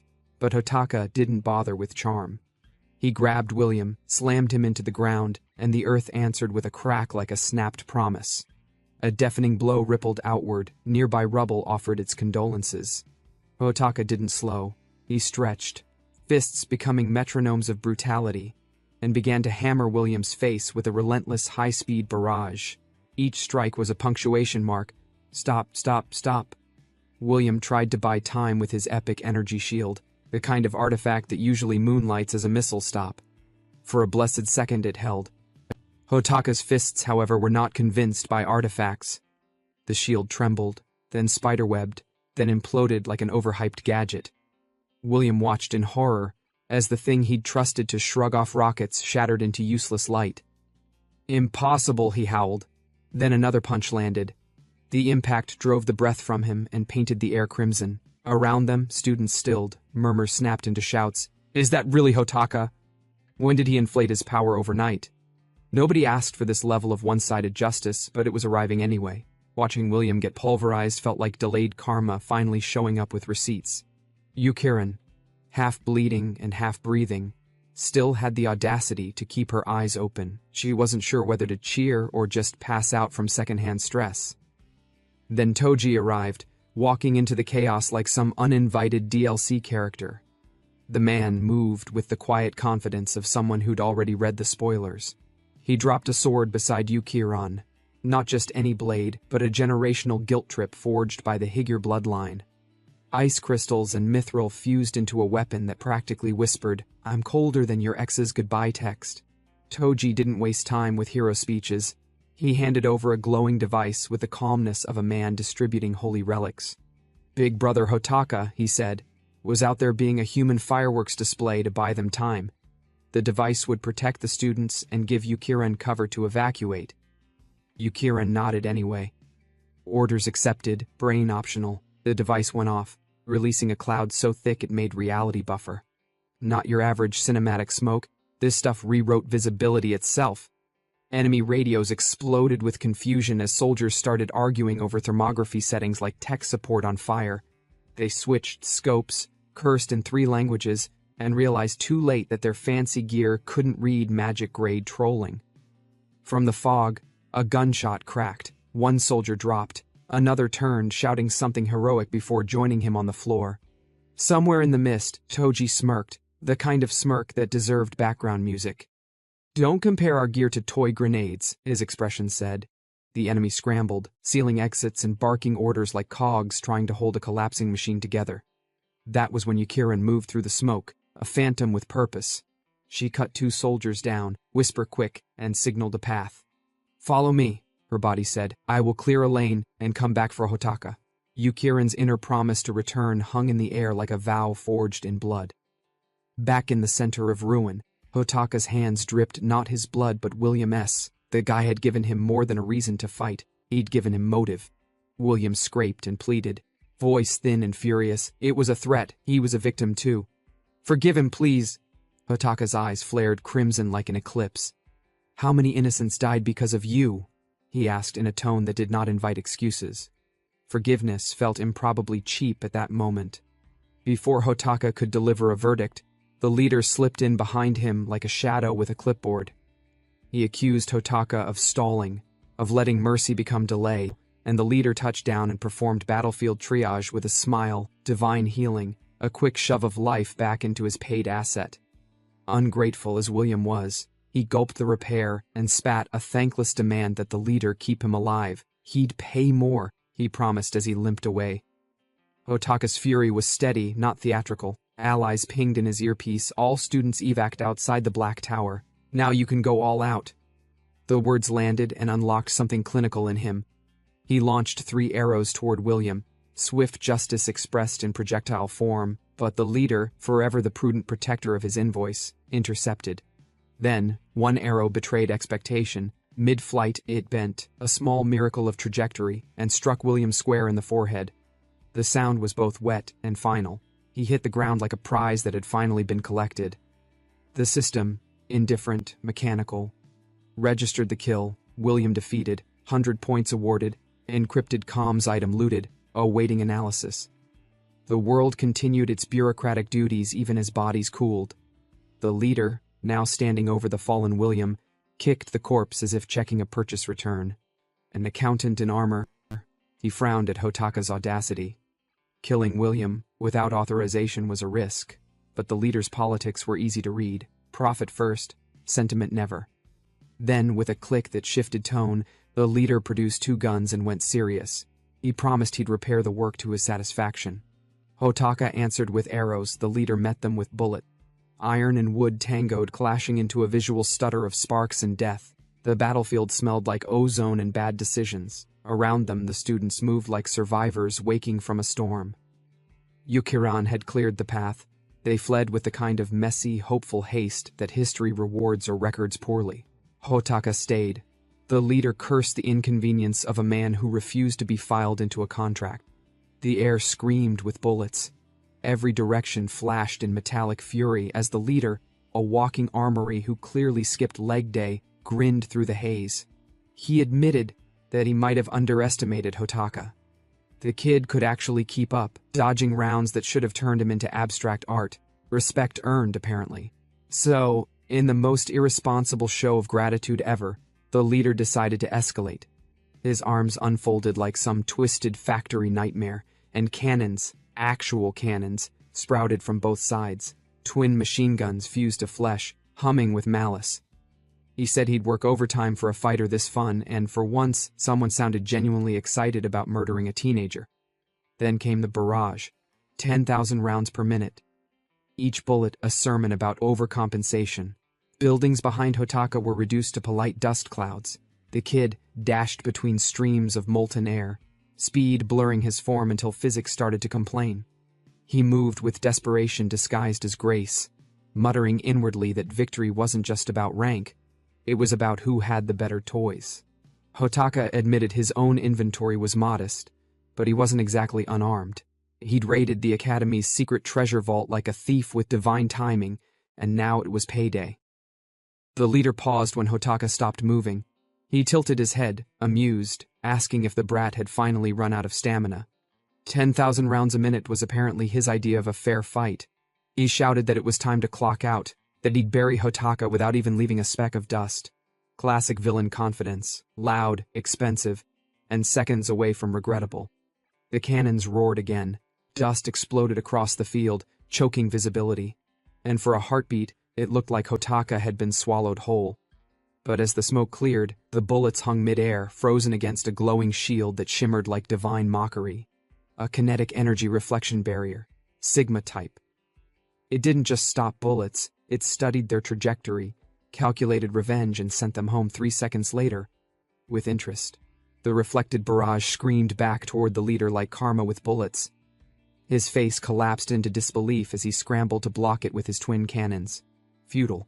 The reflected rounds tore through his metal arms, turning them into Swiss cheese before exploding in streaks of light. He sighed, tossed the scrap aside, and looked almost impressed. Then, predictably, came the trash talk. So, Hotaka had an item like that. Did he get it from some rich woman? The leader sneered that Hotaka must be her pretty little gigolo, a parasite living off star ranks and sugar mommy allowances. Hotaka, bleeding and calm, didn't even deny it. He just smirked inwardly. Fine, a gigolo then. But one with a star rank of 15, a link value of 100, and a punch that breaks worlds. The leader froze. A 15-star with a link value of 102? Impossible, he stammered. But physics disagreed. Hotaka's fist connected with the man's jaw, sending his disbelief flying first class. Whether it was impossible or not, Hotaka told him to test it with his body, and then did the testing for him. The shield shattered, blood sprayed, the leader's armor cracked like old pride. Hotaka didn't stop. He broke through the man's defense, turned his punches into blunt prophecy, and smashed him across the battlefield. The leader tried to recover mid-air, but Hotaka was already there, waiting with another strike. The man hit the ground like he owed gravity money. When he rose, trembling and bloody, he screamed that it couldn't be happening. A veteran like him, undone by some academy brat? Desperation bloomed ugly. He unleashed an ultrasonic blast, a full-power move designed to shred nerves and bones. It rattled the whole arena, but Hotaka didn't flinch. He picked up Yukiran's broken sword from the wreckage and walked toward the man like patience given human form. Wrong enemy, he thought. Time for payback. The leader's laugh broke halfway between pride and madness. He admitted defeat, saying he'd been ready to die for years anyway. But he warned that killing him wouldn't end anything. The William Group and his employers would come next. Hotaka didn't bother responding. One clean swing silenced everything. The decapitation was swift, efficient, and just the right amount of cathartic. The system chimed in like an emotionless accountant. Mission complete. Mercenary captain defeated. 500 points acquired. Rewards flowed. Encrypted data for later analysis. An ultra-high-speed Gatling gun capable of firing 10,000 rounds per minute, powered by points instead of bullets, because apparently violence now had a subscription fee. And lastly, the ultrasonic light wings, a shimmering relic that paralyzed enemies with vibrating low-frequency waves. Not enough to fly, but enough to make anything within range regret its proximity. Hotaka barely had time to admire his loot before the ground began to convulse. The air warped. Somewhere in the shadows, a priest with tentacles, because, of course, there had to be one, lifted his arms and started chanting about flesh and blood offerings. His eyes turned crimson, veins bulging like overworked cables. The phrased descent of the heretic god echoed across the ruins, and suddenly, the sky ripped open. The system wailed an emergency alert. Warning, catastrophic entity approaching.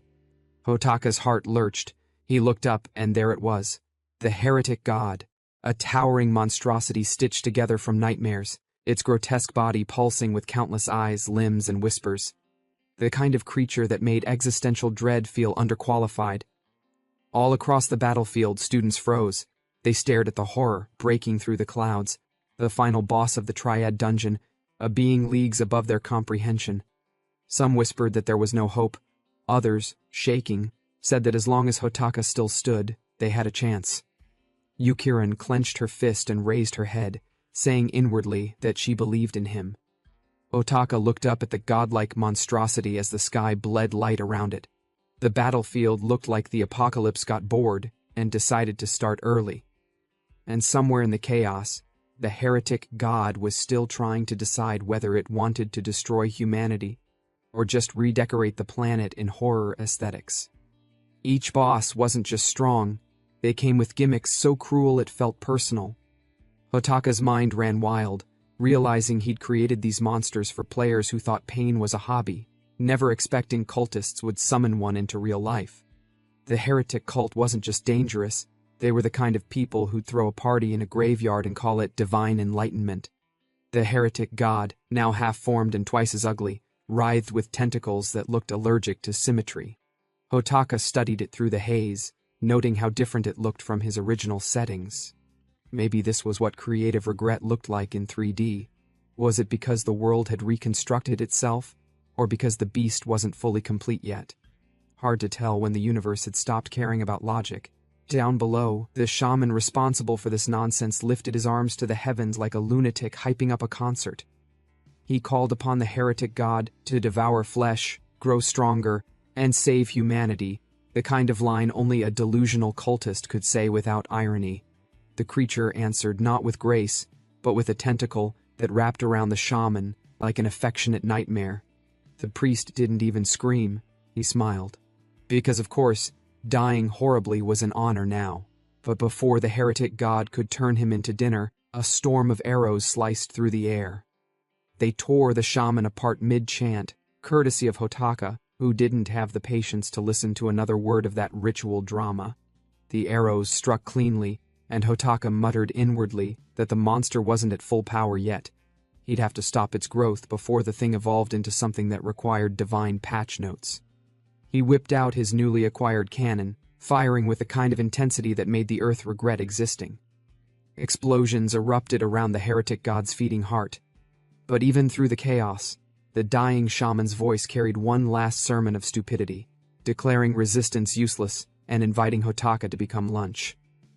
Hotaka ignored him, switching fire modes and muttering that if the heretic god wanted nourishment, then fine. It was getting a diet of hot lead and righteous spite. The bullets shredded through the pulsating heart, tearing it apart until it twitched in pain. The damage was too high. The abomination struggled to heal. Desperate, the cultists called out for salvation, begging their god to consume them as snacks, and the god obliged. 2 grotesque wings burst from its form, shielding the heart like it was guarding its last shred of pride. Then, with casual malevolence, it devoured the believers in one gulp. The resulting surge of mana nearly split the air in half, shaking the entire world like an earthquake powered by arrogance. Light exploded. Power roared. The heretic god's half-born body twisted and reformed until its true identity burned through the chaos. And Tares, the devouring star, finally revealed at 50% completion. Hotaka's eyes narrowed. Half-formed or not, this thing could still rewrite reality out of boredom. He calculated quickly. This wasn't despair level yet, but it was one unfortunate sneeze away from becoming that. Then Antares moved. A single flick of its tail unleashed a tidal wave of flames that devoured everything, students, ruins, and hope alike. Screams echoed as the fire carved the ground into molten regret. Out of its body burst thousands of tentacles, each vomiting out monstrous scorpion-like beasts that swarmed like the universe's worst multitasking feature. The beasts lunged, ripping through what was left of humanity's dignity. The students ran, tripping over their courage and shouting about how they were just high schoolers, because, apparently, reminding the apocalypse of your age was the best survival plan. Igura wasn't having it. She barked for them to stand and fight, slicing 2 shadow beasts clean in half, only to watch them regenerate with smug defiance. Despair thickened, but Toji, of all people, decided it was his anime redemption arc moment. He swung like a man who'd only recently remembered he owned arms, yelling that even a coward like him hadn't given up. Then came the light. A blinding, divine, unnecessarily dramatic light that tore through the clouds and smashed into the earth. The impact echoed like divine sarcasm. From it stepped Hotaka, alive, glowing, and very late to his own miracle. He deployed an enormous barrier that wrapped around the survivors, shattering waves of enemies like they were made of tissue paper. Students gasped, half in awe, half in confusion, wondering if this meant they were saved. Hotaka's barrier held. The Orikakun formation, his ultimate defense spell, the kind of move that screamed plot armor and emergency cooldown at the same time. Toji cheered with admiration, already convinced they might actually live past this cutscene. Another student, probably the designated pessimist, mumbled that they were all still going to die anyway, barrier or not. Igura marched to Hotaka's side, demanding a plan before the protection broke. Hotaka's eyes flicked upward, tracing Antares' towering form. Theoretically, there was a slim chance, if he could just reach the monster in the sky. He was, after all, the one who coded this nightmare. He knew its weak points better than its personality. The problem? He couldn't jump that high, not even with triple enhancement boosts. Igura doubted it was even possible, but Toji, ever the idiot optimist, grinned like someone who'd just found a cheat code. He said there was still hope, and from nowhere he pulled out a massive device that looked like it belonged in a sci-fi museum. A blinding circle of light formed beneath them, and with a thunderous hum, a giant mechanoid descended from the heavens. Nova 7, the Stardom robot. Toji practically beamed with pride, explaining that it was a modified war relic dropped from Tsunaya Industries' S-rank dungeon project, the StarCorp Graveyard. Hotaka's jaw practically disconnected. That kind of weapon could tilt the odds. Then reality kicked in when Toji explained the fatal flaw. It didn't use fuel. It ate star spirits, 10,000 of them per minute. Even Igura flinched at that. 10,000 star spirits per minute was enough to bankrupt an empire. Toji shrugged and said he begged his dad for it anyway, because why not gamble with parental disappointment? He'd even saved enough for a 30-second joyride once, and though it almost launched him into orbit, it was apparently worth it.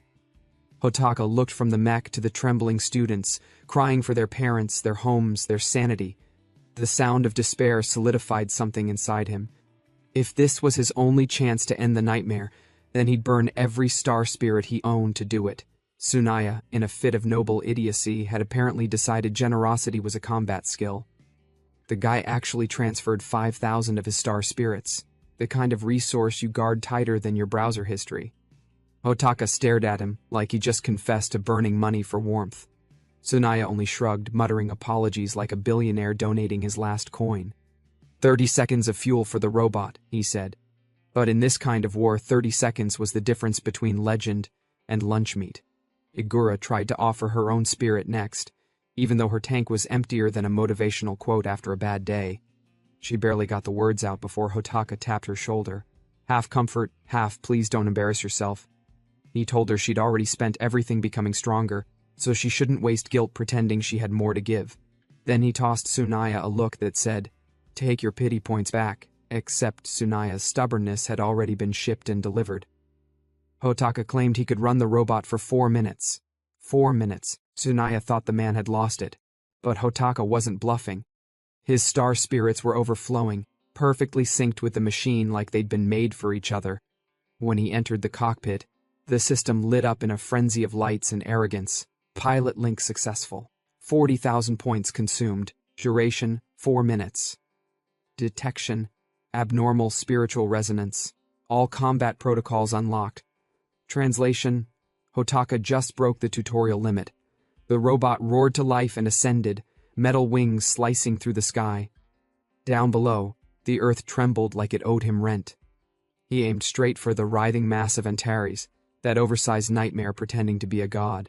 But first, he had to handle the wriggling tentacles that were mass-producing monsters like a corrupted factory line. Without hesitation, the robot unleashed waves of slashes, severing the connections. The moment the link was cut, the monsters began to melt into steaming puddles of regret. Antares shrieked in fury and panic, apparently not used to being bullied on its own battlefield. Its tentacles reformed into jagged claws, and it hurled them toward Hotaka. The robot system blared alerts, activating the Hive missile array. Missiles launched like a furious swarm, turning the sky into fireworks. Explosions rippled across Antares' grotesque form, its body glowing under the assault. Hotaka couldn't help but grin. The firepower was ridiculous, definitely pay-to-win tier. Antares staggered, and for once, the self-proclaimed final boss looked like it wanted a refund. But the monster wasn't finished. It morphed again, spawning globs of living sludge that rained down from above. The robot fired its shoulder cannons in a desperate attempt to clear the air, but some of the corrosive muck still splattered onto the armor. The system's voice came again. Right shoulder corrosion at 20%, operation time reduced to 3 minutes. Hotaka sighed like a man paying taxes. So much for invincibility. He switched tactics, abandoning defense entirely. The robot charged, unleashing a blinding storm of attacks that made even Antares recoil. Yet despite the hits, the monster's hide refused to crack. Those massive claws, his close combat advantage, according to whatever cosmic joke designed it, were blocking everything. Then the system chimed again. Rush protocol ready. Starburner wings deployed. Light exploded from the robot's back, wings blazing with divine fury, and Hotaka launched forward like a comet that had a grudge. He struck Antares from every angle. Arms, torso, tail, each impact echoing like thunder, each movement pushing his limits. Below, the students watched with their mouths open, unsure if this was courage or stupidity running on borrowed time. Tsunaya yelled encouragement, calling him a legend in the making, while Igura looked pale enough to pass as a ghost. She could see it, the way Hotaka was burning everything, even his life force, to win. Meanwhile, Antares decided it had enough humiliation for one day. The creature's scorpion tail glowed, firing hundreds of energy beams like a rave on steroids. Hotaka dodged what he could, but some beams sliced through his wings. The system screamed, damage at 50%, rush protocol offline, switching to defense mode. A shimmering barrier formed around him, capable of absorbing 1 million damage for 15 seconds. Hotaka chuckled bitterly. 15 seconds of safety. What a generous insurance plan. He dove straight into close combat. The robot's timer was bleeding seconds. 1 minute left. Hotaka's focus sharpened to a single point. He forced the machine forward, tanking hits, slicing through Antares' monstrous tail. The tail split apart, shrieking as its source of power shattered. The monster's movement slowed, body trembling under the strain, now or never. The system roared its final message, last protocol activated. Orbiter weapon ready, charge complete. A massive cannon unfolded from the robot's chest, glowing crimson like the wrath of a dying sun. Antares froze. For all its godlike arrogance, It understood the end when it saw it. Star Judgment fired. The beam ripped through the air, vaporizing everything in its path. Antares, the battlefield, even the shadows trying to escape. The explosion carved silence into existence. When the light faded, there was nothing left but dust and disbelief. The system announced completion. Final boss defeated. 500 points awarded to all players. Exit gate activated. The students erupted in cheers, tears, and some desperate hugs. Tsunaya's voice broke with pride, Igura's eyes softened with relief, and for one brief moment, everyone believed in miracles. Then the robot beeped its final goodbye. Operation time ended. The cockpit ejected, tossing Hotaka into open sky as the mighty machine dissolved into its compact device. He caught it mid-air, his body still crackling with fading energy. The robot was drained of star spirits, completely empty. Still, he smiled through the exhaustion. The power had been worth every ounce of pain. He tried to steady himself for a safe landing, prepping his quadruple jump. But before he could act, a jolt of pain tore through him, sharp, unrelenting, alive. His vision blurred, body convulsing as something deep within rebelled. The system's voice echoed like a smug AI that enjoyed watching humans suffer, politely informing Hotaka that because he overloaded the mech far beyond his rank, a special debuff had been applied: pain and suffering. Apparently, this upgrade from hell meant all his skills, talents, and items were now useless for 10 minutes. 10 minutes, in the middle of a death drop.